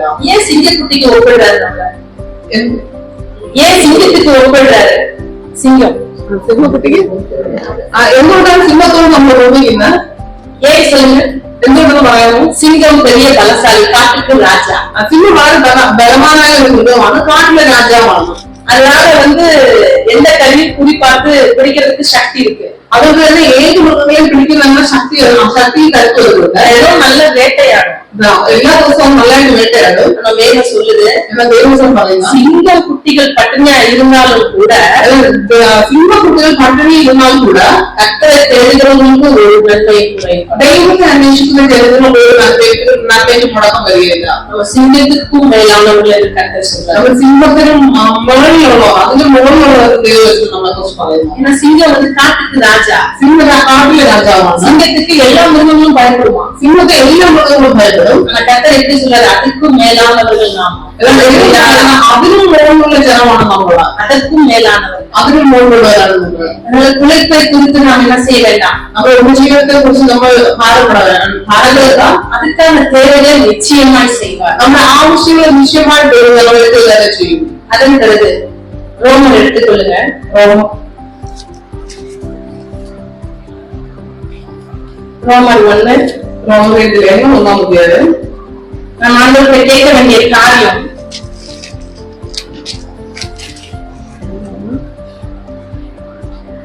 ஆண்டவரை கேட்க வேண்டிய காரியம், നമ്മൾ ദൈവത്തോട് ചോദിക്കേണ്ട കാര്യം வாசிக்க வேண்டாம். தேவனை அறிகிற அறிவு, ദൈവത്തെ അറിയുവാനുള്ള ജ്ഞാനം. ஆண்டவரை நான் சுவிசேஷம் சொல்லணும், എനിക്ക് സുവിശേഷം പറയണം, உண்மை பற்றி மகிமைப்படுத்தணும், ഇതിനെ എനിക്ക് മഹത്വപ്പെടുത്തണം, இன்னும் நான் அதிகமாய் உங்களை பத்தி தெரிஞ்சுக்கணும். ஆண்டவரே, എനിക്ക് ദൈവത്തിന്റെ ഇനിയും കൂടുതൽ എനിക്ക് നന്നായിട്ട് അറിയണം. அப்படிப்பட்ட காரியங்களை நாம் தேவனிடத்துல கேட்கணும். അങ്ങനെയുള്ള കാര്യങ്ങൾ ദൈവത്തോട് ചോദിക്കണം. ஒருவேளை ഒരു പക്ഷേ நாம் தேவனை அறிகிற அறிவை நாம் கேட்காமல் இருந்தோமானால், നമ്മൾ ദൈവത്തെ കുറിച്ചോ അവനെ കുറിച്ച് നമ്മൾ ദൈവത്തെ ചോദിക്കാതിരുന്നാൽ, தேவன் எப்படிப்பட்டவர் என்பதை நாம் உணராமல் இருந்தால், ദൈവം എങ്ങനെയുള്ള ദൈവം എന്ന് നമുക്ക് മനസ്സിലാക്കാതിരുന്നാൽ நம்மளுடைய வாழ்க்கையில என்னென்ன வரும் தெரியுங்களா? നമ്മുടെ ജീവിതത്തിൽ എന്തൊക്കെ വരുന്ന അറിയാമോ? இந்த நாள் ஆண்டவர் பேசுற காரியம் என்ன தெரியுங்களா? தேவன் எப்படிப்பட்டவர், தேவனை அறிகிற அறிவு நமக்கு இந்த நாள்ல வேணும்ன்றத ஆண்டவர் சொல்றாரு. ദൈവം എങ്ങനെയുള്ളവരാണെന്നും ദൈവത്തെ കുറിച്ചുള്ള അറിവ് നമ്മൾ എങ്ങനെ വേണമെന്നും നമ്മൾ അറിയുന്നത് ദൈവം ആഗ്രഹിക്കുന്നു. நீங்க அந்த ரோமர் 1 28 நீங்க வாசிக்கும் பொழுது, റോമറിലെ 1:28 വാക്യം വായിക്കുമ്പോൾ, தேவனை அறியும் அறிவை நாம் அடையாமல் இருந்தோமானால், ദൈവത്തെ പരിജ്ഞാനത്തിൽ ധരിക്കാൻ ഇഷ്ടമില്ലാത്തത് തക്കവണ്ണം அந்த தூஷணமான காரியங்கள் நாம் இருதயத்துல பிசாசு கிரியை செய்ய ஆரம்பிப்பார். நீங்க வாசிங்க மலையாளத்துல. ദൈവത്തെ പരിജ്ഞാനത്തിൽ ധരിക്കാൻ ഇഷ്ടമില്ലാത്തത് തക്കവണ്ണം ദൈവം അവരെ ഉചിതമില്ലാത്തത് ചെയ്യുവാൻ നികൃഷ്ട ബുദ്ധിയിൽ ഏൽപ്പിച്ചു. நாம் தேவனை அறியாமல் இருந்தால் தேவன் நம்ம எதுக்கு ஒப்பு கொடுப்பாரா? வேறான சிந்தனைகளுக்கு ஒப்பு கொடுப்பார். നമ്മൾ ദൈവത്തെ നന്നായിട്ട് അറിയുന്നതിനും ദൈവം എന്ത് ചെയ്യുന്ന അറിയാവോ? നമ്മൾ നികൃഷ്ട ബുദ്ധിയിൽ ഏൽപ്പിക്കുന്നത്. இதே நம்ம தேவனை அறிந்திருந்தோமானால், നമ്മൾ ദൈവത്തെ നന്നായിട്ട് അറിയുന്നുണ്ടെങ്കിൽ நம்முடைய இருதயம் இருளடையாது, നമ്മുടെ ഹൃദയം ഇരുണ്ടു പോകയില്ല. சுவிசேஷம் சொல்லும் பொழுது, സുവിശേഷം പറയുമ്പോൾ ஒவ்வொரு நாளும் நம்ம பரிசுத்தமடையும், ഓരോ ദിവസവും നമ്മൾ பரிசுத்தமடைய முடியும். വിശുദ്ധിയിൽ ജീവിക്കണം. இதே நம்ம தேவனை அறியாமல் இருந்தால் എന്നാൽ അതേസമയം നാം ദൈവത്തെ അറിയാതിരിക്കുകയാണ്. 29 വാക്യം 29ാമത്തെ വാക്യം 29 വരെ അവൻ സകല അനീതിയും ദുഷ്ടതയും അത്യാഗ്രഹവും ദുർബുദ്ധിയും നിറഞ്ഞവർ അസൂയ കൊല പിണക്കം കപടം ദുശീലം എന്നിവ തിരിയർ കുരളന്മാർ ഏഷ്യനിക്കാർ ദൈവദേശികൾ ദുഷ്ടൂരന്മാർ ഗർഭിഷ്ഠന്മാർ ആത്മപ്രശംസക്കാർ പുതുദോഷം സങ്കല്പിക്കുന്നവർ മാതാപിതാക്കളെ അനുസരിക്കാത്തവർ ബുദ്ധിഹീനർ നിയമലംഘികൾ മാത്സര്യമില്ലാത്തവർ കഴിവറ്റവർ. இந்த மாதிரியான காரியங்கள் நமக்குள்ள வேணும். ഇങ്ങനെയുള്ള കാര്യങ്ങൾ നമ്മൾ ഉപയോഗിച്ചിരിക്കണോ? இந்த நாள் நாம் கேட்க வேண்டிய காரியம் தேவனிடத்துல ദൈവത്തോട് ചോദിക്കേണ്ട കാര്യം, அதாவது உண்மை நான் அறியாமல் இருந்தால் ഞാൻ നിന്നെ ശരിയായിട്ട് മനസ്സിലാക്കിയില്ല, அந்த அறிவு எனக்கு கிடைக்காமல் இருந்திருந்தால் ദൈവത്തെ കുറിച്ചുള്ള പരിജ്ഞാനം എനിക്ക് ഇല്ലാതിരുന്നാൽ இந்த வேலையை எனக்கு உதவி செய்ய ഈ സമയം ദൈവം എന്നെ സഹായിക്കണമേ. என்னை நான் முழுமையாக ஒப்புக் கொடுக்கிறேன். ഞാനിത് പൂർണ്ണമായിട്ട് സമർപ്പിക്കുന്നു. உண்மை அறிகிற அறிவை எனக்கு கொடுங்க. നിന്നെ നന്നായിട്ട് അറിയുവാൻ ആ പരിജ്ഞാനം എനിക്ക് തരണമേ. அல்லேலூயா. நாம் அறியாமல் இருந்தால் നമുക്ക് എന്നാവുന്നു? ദൈവത്തെ ശരിയായിട്ട് മനസ്സിലാക്കിയില്ല എങ്കിൽ நம்முடைய இருதயம் இருளடைந்து போய் നമുക്ക് ഇത് ഇരുണ്ടു പോകാനായിട്ട് சமையலோட துப்புணங்கள் நமக்குள்ள கிரியை செய்ய ആവശ്യമില്ലാത്ത ചില ദുർഗുണങ്ങൾ നമ്മുടെ ശരീരത്തിൽ വരുവാനായിട്ടിടയാവും. எப்பொழுது இருளடையும் എപ്പോഴാണ് ആ ഇരുട്ടിന്റെ അവസ്ഥ ഉണ്ടാകുന്നത്? தேவனை அறிந்து நாம் மகிமைப்படுத்தாமல் ஸ்தோத்தரியாமல் இருந்தால் நம்முடைய இருதயம் இருளடைந்து போகும். നമ്മൾ ദൈവത്തെ അറിഞ്ഞിട്ടും അവന് വേണ്ടുന്ന തക്കവാന മഹത്വം നമുക്ക് കൊടുക്കാതെ ഇരുന്നാൽ നമ്മുടെ ഹൃദയം ഇരുട്ടടഞ്ഞു പോകും. எத்தனை பேருக்கு இன்றைக்கு இந்த வார்த்தை தேவன் பேசிக்கொண்டு புரியுது உங்களுக்கு? എത്ര പേർക്ക് നിങ്ങൾക്ക് ഈ പറയുന്ന ദൈവം മനസ്സിലാവുന്നു? ஹல்லேலூயா, ஹல்லேலூயா, ஹல்லேலூயா, ஹல்லேலூயா. தேவன் உங்களோட பேசிக்கொண்டிருக்கிறார். உணர்ந்தீங்களா? ദൈവം നിങ്ങളോട് സംസാരിക്കുന്നത് നിങ്ങൾക്ക് മനസ്സിലാവുന്നു? இந்த நாள்ல எது முக்கியமாக உங்களோட பேசிக்கொண்டிருக்கிறார் என்பதை உணர முடியுதா? നിങ്ങൾ ഈ കാലയളവിൽ ദൈവം എന്താണ് നിങ്ങളോട് പറയുവാനായിട്ട് ആഗ്രഹിക്കുന്നത് നിങ്ങൾക്ക് മനസ്സിലാവുന്നു? புரியுதா? മനസ്സിലാവുന്നു? என்ன காரியம் பேசுறாரு? എന്താണ് ദൈവം നിങ്ങളോട് പറയുന്നത്? சொல்லுங்க. உங்களோட தேவன் என்ன பேசிக்கொண்டிருக்கிறார்? ദൈവം നിങ്ങളോട് എന്താണ് സംസാരിച്ചുകൊണ്ടിരിക്കുന്നത് പറയാമോ? சுவிசேஷம். சுவிசேஷம் ஒரு மனிதனுக்கு ரொம்ப முக்கியம். സുവിശേഷം ഒരു മനുഷ്യന് ഏറ്റവും പ്രധാനം. நான் சுவிசேஷம் சொல்லாமல் இருந்தால் எனக்கு ஐயோ.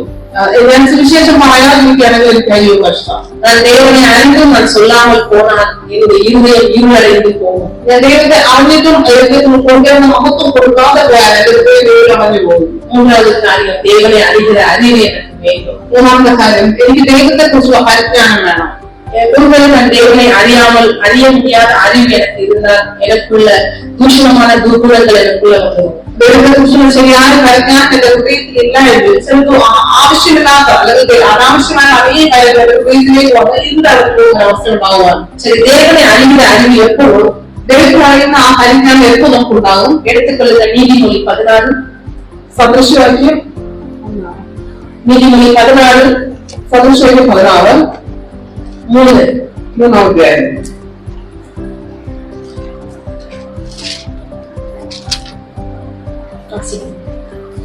നിന്റെ പ്രവൃത്തികളെ യഹോവയ്ക്ക് സമർപ്പിക്ക എന്നാൽ നിന്റെ ഉദ്ദേശങ്ങൾ സാധിക്കും. முதலாவது உன் செய்கையை கர்த்தருக்கு ஒப்புவி. ഒന്നാമത്തെ കാര്യം, നമ്മുടെ പ്രവൃത്തികളെ നാം ദൈവത്തിന് മുമ്പാകെ സമർപ്പിക്കുക. அப்பொழுது உன் இருதயத்தின் யோசனைகள் உறுதிப்படும். അപ്പോ ഹൃദയത്തിലെ ഉദ്ദേശങ്ങൾ സാധിക്കപ്പെടും. முதலாவது என்ன ஒப்புவிக்க சொல்றாரு? എന്താണ് സമർപ്പിക്കുവാനായിട്ട് ദൈവം പറയുന്നത്? உன் செய்கைகளை, നിന്റെ പ്രവൃത്തികളെ தேவனுக்கு ஒப்புக்கொடு.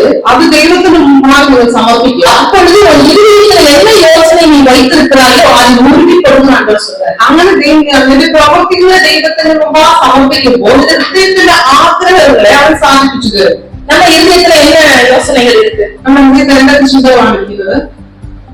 வீடு கட்டணும், വീട് കെട്ടണം, நிறைய பணம் வேணும், പണം ഉണ്ടാക്കണം, அங்க போகணும், இங்க போகணும், അവിടെ പോകണം, ഇവിടെ പോകണം, நல்ல வசதியா வாழணும். വളരെ നല്ല രീതിയിൽ ജീവിക്കണം. இதெல்லாம் உலகத்துக்குரிய காரியங்கள். ഇതെല്ലാം ലോകത്തിന്റേതായ കാര്യം. இப்ப நம்ம ஆண்டவர்கிட்ட கேட்கிற காரியம் என்னன்னா, നമ്മളിപ്പോ ദൈവത്തോട് ചോദിക്കുന്നത് പറഞ്ഞാൽ தேவனை அறிகிற அறிவை எனக்கு கொடுங்க. ദൈവം നിന്നെ അറിയുവാനുള്ള ആ പരിജ്ഞാനം എനിക്ക് തരണം. உண்மை அறிகிற அறிவு எனக்கு வேணும். നിന്നെ അറിയുന്ന ആ പരിജ്ഞാനം എനിക്ക് പറഞ്ഞു തരണം. ஆண்டவர் சொல்றாரு, என்ன அறிகிற அறிவு உனக்கு வேணும்னா முதலாவது ஒரு செய்தியை இடத்துல ஒப்புக்கொடு. ദൈവത്തെ അറിയുന്ന ആ പരിജ്ഞാനം നിനക്ക് വേണമെങ്കിൽ ആദ്യം നീ ചെയ്യേണ്ടത് പ്രവൃത്തികളെ ദൈവത്തിന് മുമ്പാകെ സമർപ്പിക്കണം. அப்பொழுது உன் இருதயத்தின் யோசனைகள் உறுதிப்படும். അങ്ങനെയെങ്കിൽ ആ സമയത്ത് ദൈവത്തിന്റെ ഹൃദയത്തിന്റെ ആഗ്രഹത്തെ സാധിപ്പിച്ചു തരും. யோசிச்சு பார்த்தேன், 2 நாள் வெளியில கூட்டிட்டு போனாங்க. 2 நாள் நம்ம டூர் போவோம். 2 ദിവസം നമ്മൾ வெளியில டூர் போறதாയി. நான் ₹1 செலவு பண்ணல. ഞാൻ ₹1 ചെലവാക്കിയില്ല. எனக்கு ஆண்டவர் கிருபையா என்னை கூட்டிட்டு போனாரு. അവിടെ കൂട്ടിട്ട് പോയി. சமுத்திரங்களை, தண்ணீர, ஊற்றுகளை என்னை காண செய்தாரு. സമുദ്രങ്ങളെയും ആഴ്വികളെ ആറുകളെല്ലാം ദൈവം എന്നെ കാണിച്ചു. அப்ப நான் அங்க போய் நின்று அந்த சூரியனெல்லாம் பார்த்தேன். അവിടെ പോയി ഞാൻ സൂര്യനെ കണ്ടപ്പോ அப்ப நான் நின்று சொன்னேன், என்னை படைத்தவரே உமக்கு ஸ்தோத்திரம். ഞാനിങ്ങനെ പറഞ്ഞു, എന്നെ ഉണ്ടാക്കി ദൈവത്തെ ഞാനൊക്കെ സ്തോത്രം ചെയ്യും. சமுத்திரத்தை உண்டாக்கினவரே உமக்கு ஸ்தோத்திரம். സമുദ്രത്തെ ഉണ്ടാക്കിയവരെ എനിക്ക് സ്തോത്രം. ஆறுகளையும் தண்ணீர்களையும் உண்டாக்கினவரே உமக்கு ஸ்தோத்திரம். ആറുകളെയും വെള്ളത്തെ എല്ലാം ഉണ്ടാക്കിയവരെയാണ് എനിക്ക് സ്തോത്രം. ஒரு நாள் செலவு பண்ணல, எனக்கு கிருபையில என்னை கொண்டு போய் வந்தீர நன்றி. ഞാൻ ഒരു പൈസ ചെലവാക്കാതെ കൃപയിൽ കൊണ്ടുപോയി 2 வாரம் இங்க இருக்கிற எந்த ஒரு இதெல்லாமே நாங்கள் பிழைக்க செய்தார். அதுக்காக நன்றி. ഒരു ചെലവില്ലാതെ രണ്ടാഴ്ച കൊണ്ടിരിക്കുന്ന നടക്കുന്ന ആ ദൈവത്തിന് നന്ദി പറയുന്നു. எதனால இந்த கிருபை? எதனால இந்த வாக்கியம்? എന്തുകൊണ്ടാണ് ഈ ഭാഗ്യം എനിക്ക് ലഭിച്ചത്? அந்த பட்டயத்தை நாம் சுமக்க ஆரம்பித்ததுனால, ഈ ദൈവവചനത്തെ ഞാൻ ചുമക്കാനായിട്ട് ആരംഭിച്ചത്, அவருடைய நாமத்தை நாம் மகிமைப்படுத்துகிறதுனால, അവന്റെ നാമത്തെ ഞാൻ മഹത്വപ്പെടുത്തുന്നതുകൊണ്ട്, அவரை நம்ம துதிக்கிறதுனால, അവനെ ഞാൻ സ്തുതിക്കുന്നതുകൊണ്ട് எல்லா இடங்களுக்கும் நம்ம ஆண்டவர் கொண்டு എല്ലാ സ്ഥലത്തും ദൈവത്തെ കൂട്ടിക്കൊണ്ടുപോകുന്നു. பிழைப்பை குறித்து கவலைப்படாதீங்க. ആ ഉപജീവനത്തെ കുറിച്ച് உங்கள் தேவைகளை குறித்து கலக்கம் அடையாது. നിങ്ങളുടെ ആവശ്യങ്ങളെ കുറിച്ച് നിങ്ങൾ കലകണ്ട. தேவனுக்காக நீங்க அர்ப்பணிங்க. നിങ്ങൾ ദൈവത്തിന് வேண்டி നമ്മൾ സമർപ്പിക്കുക. உங்க இருதயத்தை ஒப்புக் கொடுங்க. ഹൃദയത്തെ അവന്റെ മുമ്പാകെ உங்க செய்திகளை ஒப்புக் கொடுங்க. നമ്മുടെ പ്രവൃത്തികൾ അവന്റെ മുമ്പാകെ സമർപ്പിക്കുക. கர்த்தருடைய இருதயத்தின் யோசனைகளை உறுதிப்படுத்தும். അവന്റെ ഹൃദയത്തിന് ആഗ്രഹങ്ങളെ സാധിപ്പിക്കും. எடுத்துக்கொள்ளுங்க எபேசியர் 4 4-ാം അധ്യായം 18. എഫേസ്യർ 4:18.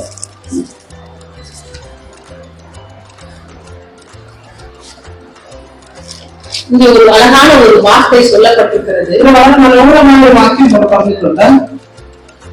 புத்தியில் அந்தகாரப்பட்டு അന്ധബുദ്ധികളായി അജ്ഞാന നിമിത്തം ഹൃദയമാടിന്റെ നിമിത്തം തന്നെ ദൈവത്തിന്റെ ജീവിതത്തിൽ നിന്ന് അകന്ന് മനം തഴപ്പിച്ചു പോയത് ആകയാൽ தேவனுக்கு அந்நியராயிருந்தார்கள். ദൈവത്തിൽ നിന്ന് അകന്നു പോയവരാണ്. அறியாமை எனக்கு ஒரு வார்த்தை கொடுத்திருக்கு. இந்த மலையாளத்துல என்ன வார்த்தை எனக்கு தெரியல. அறியாமை, அறியாமைக்கு என்ன மலையாளத்துல? அத்தியானி. அத்தியானி. ஒருவேளை நான் அறியாமல் போயிருந்தால், ഒരു പക്ഷെ ഞാൻ ദൈവത്തെ അറിയാതെ പോയിരുന്നെങ്കിൽ, இங்க என்ன அழைக்கப்பட்டிருக்கிறது? வேதம் சொல்லுது, ദൈവത്തിൽ എന്താണ് പറയുന്നത്? தேவனுக்கு அந்நியர்.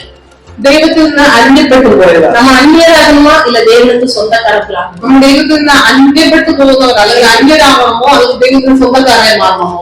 சொல்லுங்க. நாங்க வெறும் பிரசங்கம் மட்டும் பண்ணிட்டு போல, தேவன் உங்களோட பேசுகிற காரியங்களை வெளிப்படுத்த வந்திருக்கோம். ഞാൻ വെറുതെ ഭക്ഷണം പറഞ്ഞു പോകാനല്ല വന്നിരിക്കുന്നത്. ദൈവം നിങ്ങളോട് പറയുവാൻ ആഗ്രഹിക്കുന്ന കാര്യത്തിന് പറഞ്ഞിട്ട് പോകാനായിട്ട് ആഗ്രഹിക്കുന്നു. ஏன்னா இங்க வந்ததுல ஆண்டவர் அதிக காரியங்களை எனக்கு வெளிப்படுத்தினார். ഇവിടെ ഞാൻ വന്നപ്പോൾ മുന്നേ ദൈവം അനേക കാര്യങ്ങൾ എനിക്ക് വെളിപ്പെടുത്തുന്നു. நீங்க வந்து அமர்ந்திருக்கிறவர்கள் எல்லாம் ஒரு சாதாரண சூழல்ல வந்தவர்கள் அல்ல. ഇവിടെ വന്നിരിക്കുന്ന നിങ്ങൾ ആരും സാധാരണ ഒരു സാഹചര്യത്തിൽ വന്നവരല്ല. கர்த்தர் ஒவ்வொருத்தரையும் ஒவ்வொரு நிலையில எடுத்து இங்க உட்கார வச்சிருக்கிறார். പല സാഹചര്യങ്ങളും ദൈവം എടുത്ത് നിങ്ങളെ ഇവിടെ എത്തിയിരിക്കുകയാണ്. ஏன் தெரியுங்களா? എന്തെന്നറിയാമോ? ஆண்டவர் உங்களை அதிகமா நேசிக்கிறார். ദൈവം നിങ്ങളെ അധികമായിട്ട് സ്നേഹിക്കുന്നു. உங்களை அதிகமா அன்பு காட்டுறாரு. ദൈവം നിങ്ങളെ അധികം സ്നേഹം കാണിക്കുന്നു. எவ்வளவு தூரம் போனாலும் എത്ര ദൂരം പോയാലും ஆண்டவர் உங்களை கைவிட மாட்டார். ദൈവം കൈവിടലില്ല. ஹல்லேலூயா. அதனால நீங்க நினைக்க வேண்டாம், என்னை யாரும் பார்க்கல, என்னை விட்டுட்டாங்க, என்னை எதிர்பார்த்தாங்க அப்படின்னு நினைக்க வேண்டாம். എന്റെ ആരും കാണുന്നത്, ഞാൻ എന്ത് ചെയ്യുന്നത് ആരും കാണുന്നില്ല എന്നൊന്നും ചിന്തിക്കണ്ട. எங்க சபையில நான் ஒரு உதாரணத்தை சொல்லுவேன். സമയം ഞാൻ ഉദാഹരണങ്ങൾ പറയാറുണ്ട്. மாடு வச்சிருக்கிறவங்களுக்கு தெரியும், மாடு மேய்க்கிறவங்களுக்கு தெரியும். പശുവിനെ മേയ്ക്കുന്നവർക്ക് അറിയാം. மாடு மேய்க்க விடுவாங்களாம். മാടിനെ അത് മേയ്ക്കാനായിട്ട് വിടും. அப்ப அந்த மாட்டுக்கு என்ன பண்ணுவாங்க, மூக்கணா கயிறு போட்டு நடுவுல குச்சியை குத்தி விட்டுருப்பாங்க. മൂക്കുകയർ വിട്ട് അതിനെ കുത്തിയിട്ട് കെട്ടിയിടാം. அந்த கயிறு கொஞ்சம் நீளமா விட்டுருப்பாங்க. ആ കയറ് കുറച്ച് നീളമായിട്ട് அந்த மாடு மேய்ச்சிட்டு இருக்கும். മാടവിടെ മേഞ്ഞോണ്ടിരിക്കും. அந்த கயிறு போக போக மாடு நினைச்சிருச்சா என்னை அவுத்து விட்டுட்டாங்க அப்படின்னு நினைக்கும். ആ മാട് ആ കയറ് ഉപയോഗിക്കാൻ പോകുമ്പോ ആ മാടിങ്ങനെ വിചാരിക്കും എന്നെ അഴിച്ചിട്ടിരിക്കുകയാണെന്ന്. அவுத்து விட்டுட்டாங்கன்னு சொல்லி மாடு வேகமா ஓட பாக்குமா. അത് അഴിച്ചിട്ടിരിക്കുകയാണെന്ന് വിചാരിച്ചാൽ മാട് വളരെ സ്പീഡോ പോകാനായിട്ട് വിചാരിക്കും. அந்த கயிறு முடியிறப்ப കയറ് തീരുമ്പോ மூக்கு உடையும். மூக்கு உடையும். அப்பதான் தெரியும், ஆமா என்ன அவுத்து உடல கட்டிதான் வச்சிருக்கிறாங்க, கொஞ்சம் விட்டு வச்சிருக்கிறாங்க. மூக்கு வேலை அப்பதான் எனக்கு மனசிலாகும், என்ன அழிச்சு விட்டேன் கட்டி வைக்க மனசிலாகும். நம்ம எல்லாம் எப்படிப்பட்டவர்களா இருக்கிறோம் தெரியுங்களா? நம்மள எதுவும் கிறிஸ்து இயேசுவின் அன்பினால கட்டப்பட்டவர்களா இருக்கிறோம். கிறிஸ்து இயேசுவின் ஸ்நேகத்தால் கட்டப்பட்டவரா இருக்கீங்க. அதனால நம்ம எல்லாம் அந்த அவுத்தெல்லாம் விடல, நம்ம அழிச்சது விட்டுட்டு இல்ல. நமக்கு ஒரு சபை இருக்கிறது, நமக்கு ஒரு சபை உண்டு, நமக்கு ஒரு குடும்பம் இருக்கிறது, ஒரு குடும்பம் உண்டு. நமக்கு ஆண்டவர் நமக்கு ஒரு சத்தியத்தை கொடுத்திருக்கிறார். நமக்கு சத்தியம் வேத வார்த்தை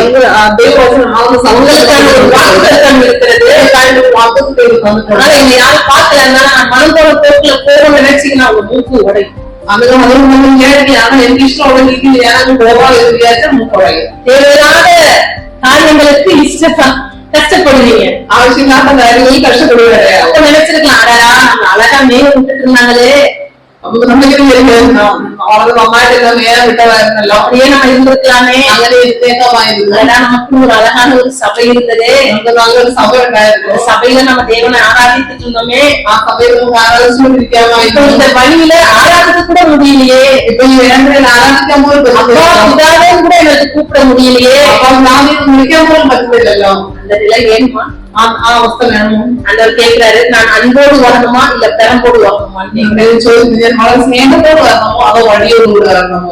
எப்படி வேணும் உங்களுக்கு ஆண்டவர்? தேவன் உங்களுக்கு எங்க ஆரம்பிக்கணும்? நான் அன்போடு வரவா இல்ல பெரம்போடு வரவா? ஸ்நேகத்தோடு கூட தேவனோடு இடப்படணுமோ அதோ பெரம்போடு வழியோடு இடப்படணும். நான் ஆண்டவருக்கு சொந்தக்காரரா மாறணுமா இல்ல நான் தேவனுக்கு அந்நியர் ஆகணும்? நான் தேவனுக்கு சொந்தக்காரனாய் மாறணுமோ அதோ அந்நியப்பட்டவனாய் மாறணுமோ? சொல்லுங்க. நான் மௌனமா இருக்க வரல, நம் தேவனை ஆராதிக்க இருந்திருக்கோம். நம்ம தேவனை தேவனுடைய நாமத்தை மகிமைப்படுத்த வந்து நம்ம தேவனுடைய நாமத்தை மகத்துவப்படுத்தலாம். வேத சொல்லுங்க, நீ தேவனை அறிந்து மகிமைப்படுத்தாமல் தேவத்தை மகத்துவப்படுத்தாங்க நீ ஸ்தோத்தரிக்காமல் இருந்தால், தேவத்தை துதிக்காமல் இருந்தால் உன் இருதயம் இருளடைந்து போய்விடும். நீ அது அபகாரத்திலாய் மாறும். நீ பிரோஜனம் இல்லாம போயிடுவ, நீ ஒரு பிரயோஜனம் இல்லாத உணராமல் நீ போயிடுவ, நீங்க எப்ப பயன்படுவீங்க தெரியுங்களா? தன்னுடைய நாமத்தை மகிமைப்படுத்தும் பொழுது தெய்வத்தின் நாமத்தை மகத்துவப்படுத்த நான் இல்ல என்னுடைய ஆண்டவர் பெரியவர் நீங்க சொல்லும் பொழுது யானல்ல என்று தெய்வமான வகையில் வந்து நம்ம வரையும்போம் அதுக்கான கணக்காக ரொம்ப கொடுப்பார். நான் ஒரு இடத்துல நான் ஒரு சாட்சி சொல்லுவேன். சில ஸ்தலங்கள் ஒரு சாட்சி வராது. ஐயா, ஒரு கழுதைய ஓரமா கட்டி வச்சிருந்தாங்க. அந்த கழுதை மேல கழுதைய ஓரமா கட்டி வச்சிருந்தாங்க. ஒரு கழுதை ஒரு சைடுல வந்து கட்டி வச்சிருந்தோம். அந்த கழுதையோட நிலை என்னன்னு பாத்தீங்கன்னா, அழுப்பு துணிகளை சுமக்கிறதுக்கு தான் அந்த கழுதை பயன்படுத்தப்பட்டது. கழுதையோட ஜோடி இருக்கு, அழுப்பு துணிகள் சுமக்காம கழுதை அப்படின்னு சொல்லிருந்தது. ஆனா யாரும் எட்டி பார்க்க மாட்டாங்க, நோக்காமல. ஆனா என்னைக்கு இயேசு கிறிஸ்து அந்த கழுதையின் மேல ஏற ஆரம்பித்தாரோ, என்ன இயேசு கர்த்தாவா தெரியும், அன்னைக்கு அந்த கழுதைக்கு கனவும் மகிமையும் கிடைக்கும். அண்ணா கழுதைக்கு மகத்துவம் கிடையாது. எங்களுடைய வாழ்க்கை கழுதை போலதான் இருந்தது. நம்ம எந்த சீதும் கழுதையை போல் தானே இருந்தது. தூள் வந்தவங்க பார்த்திருப்பீங்க, நான் காமிச்சிருக்கேன் அந்த ஆளுங்க எப்படி இருக்கிறாங்க அப்படின்னு. தூள் வந்தாலும் நான் காமிச்சது நம்ம ஆட்காரங்க நடக்கிறேன். கந்த நிலை, கந்த அழுக்கு நிலை, கந்த அதெல்லாம் மோசமா இல்லையா? யாரும் பக்கத்துல நெருங்க முடியாது, யாரும் பக்கத்துல வலிக்காதுங்களா? அவ்வளவு ஒரு கஷ்டமான சூழல் அவங்க கிட்ட. பிளாட்ஃபார்ம்ல தான் தூங்குவாங்க. அங்கிருந்து வளர கஷ்டமா பிளாட்ஃபார்முக்கு எல்லாம் கிடந்து அப்படிப்பட்ட நிலையிலிருந்து ஆண்டவர் எங்களை தெரிந்தெடுத்தார். நிலையிலிருந்து நான் தேவங்களை தெரிந்தெடுத்தது. இயேசு கிறிஸ்துவை என்றைக்கு நாங்கள் சுமக்க ஆரம்பித்தோமோ, இயேசு கர்த்தாவை என்ன ஞானம் வகிக்குவான ஆரம்பிச்சோம், அந்த நிலையிலிருந்து மாற்றி இன்றைக்கு எல்லா இடங்களிலும் பிரசங்கிக்கும்படி அந்த கனமும் மகிமையான தெய்வம் மாற்றி அநேக இடங்களில் போய் பிரசங்கிக்கு நான் தேவனாக்கி. அதனால என்னை நான் கழுதைன்னு சொல்லிக் கொள்றதை நான் பெருமைப்பட்டேன். அதோடு தானே நான் என்ன கழுதை என்று பழகிக்கொண்டிருக்கேன். அவங்களுக்கு ஒரு பிரசன்ஸ் எடுக்கணும். என்ன கழுதை? தேவனை சுமக்கிற கழுதை. தேவனுடைய கர்த்தாவான இயேசு கிறிஸ்துவை சுமக்கிற கழுதை. அழுக்குகளை சுமக்கிற கழுதை அல்ல, அழுக்குகளை சுமக்கிற கழுதை அல்ல. பாவங்களை சுமக்கிற கழுதை அல்ல, பாவங்களை சுமக்கிற கழுதை அல்ல. கஷ்டங்களை சுமக்கிற கழுதை அல்ல, கஷ்டங்களை சுமக்கிற கழுதை அல்ல. என்னை உயிர்ப்பித்த, என்னை உயிர்ப்பிச்சான், எனக்கு ஜீவனை கொடுத்த, எனக்கு ஜீவனை தந்தான், என்னை பரிசுத்தமாக்கிய, எனக்கு விசுத்தி அளித்த, எனக்கு ஒரு வாழ்வை கொடுத்த, നല്ലൊരു ജീവിതത്തെ തന്നു. தேவனை நான் சுமந்து கொண்டிருக்கிறேன். ഞാൻ ആ ദൈവത്തെ ഞാൻ ചുമന്നുകൊണ്ടിരിക്കുന്നു. தேவனை சுமக்கிற கழுதையாக இன்றைக்கு நான் ആ ദൈവത്തെ ചുമക്കുന്ന കഴുതയായി ഞാൻ ഇവിടെ വയ്ക്കുന്നു. எத்தனை பேர் இன்றைக்கு நானும் ஒரு கழுதை? എത്ര പേര് പറഞ്ഞാൽ ഞാൻ ഒരു കഴുതയാണ്, நானும் ஒரு கழுதை, ഞാൻ ഒരു കഴുതയാണ്, நானும் ஒரு கழுதை. ഞാൻ ഒരു കഴുത. பெருமைப்படுகிறார். ஏன் தெரியுமா? நான் தேவனை சுமந்து கொண்டிருக்கிறேன். അങ്ങനെ പറയുന്നത് നമ്മൾക്ക് അഭിമാനപ്പെടും. കാരണം നമ്മൾ ദൈവത്തെ ചുമന്നുകൊണ്ടിരിക്കുന്ന കഴുതയാണ്. ஹல்லேலூயா, ஹல்லேலூயா. எத்தனை பேர் இன்றைக்கு இந்த வார்த்தையை உணர்ந்தீங்க? എത്ര പേർക്ക് ഈ പറഞ്ഞ കാര്യങ്ങൾ മനസ്സിലായിട്ടുണ്ട്? எனக்கு எவ்வளவு நேரம் கொடுக்கப்பட்டிருக்கேன்? എത്ര നേരം എന്താ? 5 நிமிஷம். ரைட், சந்தோஷம். ஏன்னா இங்க நிற்கும் போது ஆவியானவர் எனக்கு பேசிக் கொண்டிருக்கிறார். என்னால கண்ட்ரோல் பண்ண முடியல. நிறைய வார்த்தைகள் உங்களை குறித்தாக பேசுறாரு. നിങ്ങൾ നിൽക്കുമ്പോൾ എന്നെ തന്നെ കൺട്രോൾ ചെയ്യാൻ പറ്റാത്ത நிறைய വചനം ദൈവത്തിന്റെ ആത്മാവിലേക്ക് തന്നുകൊണ്ടിരിക്കുന്നു. ஆண்டவர்களை பார்த்து இன்னைக்கு சமயம் பார்த்து சொல்றாரு, இந்த സമയം കണ്ടുകൊണ്ട് ദൈവം പറയാണ്, முழுமுழுப்பு இருக்கக்கூடாது, നിങ്ങൾ പിറുമുറുപ്പ് നിങ്ങളുടെ മധ്യത്തിൽ പാടില്ല, கசப்பு இருக்கக்கூடாது, കയ്പ് നിങ്ങളുടെ മധ്യത്തിൽ പാടില്ല, பொறாமை இருக்கக்கூடாது, അസൂയ നിങ്ങളുടെ മധ്യത്തിൽ പാടില്ല, குறை சொல்லுதல் இருக்கக்கூடாது, കുറ്റം പറയുന്നത് നിങ്ങളുടെ മധ്യത്തിൽ, ஊழியக்காரர்களை குறித்து அவமாக்குகிற சொல் உங்களிடத்துல இருக்கக்கூடாது. ദൈവം വേല ചെയ്യുന്നവരെ കുറിച്ച് അവരെ അവമാനിക്കുന്ന രീതിയിൽ സംസാരിക്കുന്നത് നിങ്ങളുടെ മധ്യത്തിൽ அது പാടില്ല. நம்மளுடைய வேலை அல்ல, അത് നമ്മുടെ വേലയല്ല, அது தீர்மானிக்கிறது நம்மளுடைய கடமை கிடையாது. അത് തീരുമാനിക്കുന്നത് നമ്മുടെ കടമയല്ല. நம்மளுடைய வேலை என்ன தெரியுங்களா? നമ്മുടെ വേല എന്ന് അറിയാമോ? தேவனுடைய அன்பு நமக்குள்ள பூரணப்பட்டாச்சானால், ദൈവത്തിന്റെ സ്നേഹം നമ്മുടെ ഉള്ളത്തിൽ നിറയപ്പെട്ടാൽ, தேவனை நீங்க அறிந்திருந்தீர்களானால், தேவனை தெரிந்திருந்தால், ദൈവത്തെ മനസ്സിലാക്കിയിരുന്നാൽ, இப்ப போய் நம்ம சுவிசேஷத்தை ആ சொல்றோம். സുവിശേഷം മറ്റുള്ളവരോട് നിന്ന് പറയുക. ஒருவேளை நீங்க உங்க நிலையை நினைச்சு பாருங்க. പക്ഷെ നിങ്ങളുടെ ജീവിതത്തെ ആലോചിച്ച് നോക്കിയേ, ஒருவேளை நான் தேவனை அறியாமல் இருந்தது, ഒരു പക്ഷെ ഞാൻ ദൈവത്തെ അറിയാതിരുന്നെങ്കിൽ என் நிலை என்னவா இருக்கும்? എന്റെ അവസ്ഥ എന്തായിത്തീരുമായിരുന്നു? ஒருவேளை நான் ஆண்டவரை அறியாமல் போய் தேடாம போய் ഒരു പക്ഷെ ഞാൻ ദൈവത്തെ അറിയാതെ അന്വേഷിക്കാതെ ഞാൻ പോയില്ലെങ്കിൽ என்னவா இருக்கும்? എന്തായിരിക്കും? கண்களை மூடி நாம் ஜெபம் செய்வோம். കണ്ണുകളെ അടച്ചുകൊണ്ട് പ്രാർത്ഥിക്കാം. ஹல்லேலூயா. ஒப்பு கொடுக்கிறோம். ஆண்டவரே, இந்த வேளையில நான் என்னை ஒப்பு கொடுக்கிறேன். நான் கழுதையாக நினைக்கிறதுல நான் சந்தோஷம் அடைகிறேன். ദൈവത്തിനുമ്പാകെ സമർപ്പിച്ചിട്ടുള്ള കർത്താവേ, ഈ സമയം എന്റെ ജീവിതത്തിന്റെ പാവയെ സമർപ്പിക്കാം. ഒരു കഴുതയായിട്ട് ഇതിനെ ചുമക്കുന്ന ഒരു കഴുതയായിട്ട് ഞാൻ മാറുന്നു. കർത്താവിനെ സമർപ്പിച്ചു. அநேக இடங்களை நான் சென்று சுவிசேஷம் சொல்லணும். ஆண்டவரே, അനേക സ്ഥലങ്ങളിൽ എനിക്ക് പോകുന്ന കർത്താവിന്റെ സുവിശേഷം പറയണം. கட்டப்பட்டிருக்கிற வாய் இந்த நாள்ல திறக்கப்படுவதாக இயேசுவின் ഇത് അടഞ്ഞിരിക്കുന്ന എന്റെ വായികളെ നീ തുറന്നു തരണമേ കർത്താവേ. என் வாயில உங்களுடைய வார்த்தைகளை போடுங்க ஆண்டவரே. എന്റെ വായി കർത്താവിന്റെ വചനത്തിന്റെ എന്റെ വായിൽ നിറയ്ക്കണമേ അപ്പ. அநேக ஜனங்களை நான் அழைத்து வரும் ஆண்டவரே. അനേക ജീവിതങ്ങളെ വെളിമേൽ കൂട്ടിയിട്ട് കൊണ്ടുവരണമേ അപ്പ. நான் ஒருவேளை நான் சொல்லாம போனா என் இருதயிலிருந்து போயிடாண்டவரே. ഒരു പക്ഷെ ഞാൻ ദൈവം ഇത് പറയാതെ പോയത് ദൈവമേ അത് ഭാരമായി തീരുവപ്പ.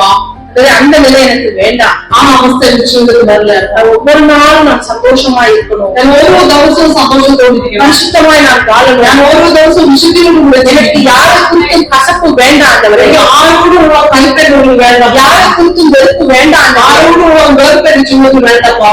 ஆண்டவரே, பின்மாற்றம் நான் அடையக்கூடாது ஆண்டவரே. യേശുപ്പാ, ഞാൻ പിന്മാറ്റത്തിലൂടെ ഒരു നാളും പോകാൻ உங்க അനുവദിക്കുന്നു. அன்பை விட்டு நான் பின்வாங்க கூடாது ஆண்டவரே. എന്റെ സ്നേഹത്തെ വിട്ട് ഞാൻ ഒരു നാളും മാറി പോകാൻ உங்க അനുവദിക്കുന്നു. அன்புல நான் கட்டப்படணும். എന്റെ സ്നേഹത്താൽ ഞാൻ കെട്ടപ്പെട്ടവളായി മാറണം. நான் தமிழ்ல எங்க ஒரு பாட்டு ஒண்ணு இருக்கு. തമിഴിൽ ഒരു പാട്ടുണ്ട്. ஓடும் நதியில் ஓடம் வளரும் மரமாய் மாறணுமே.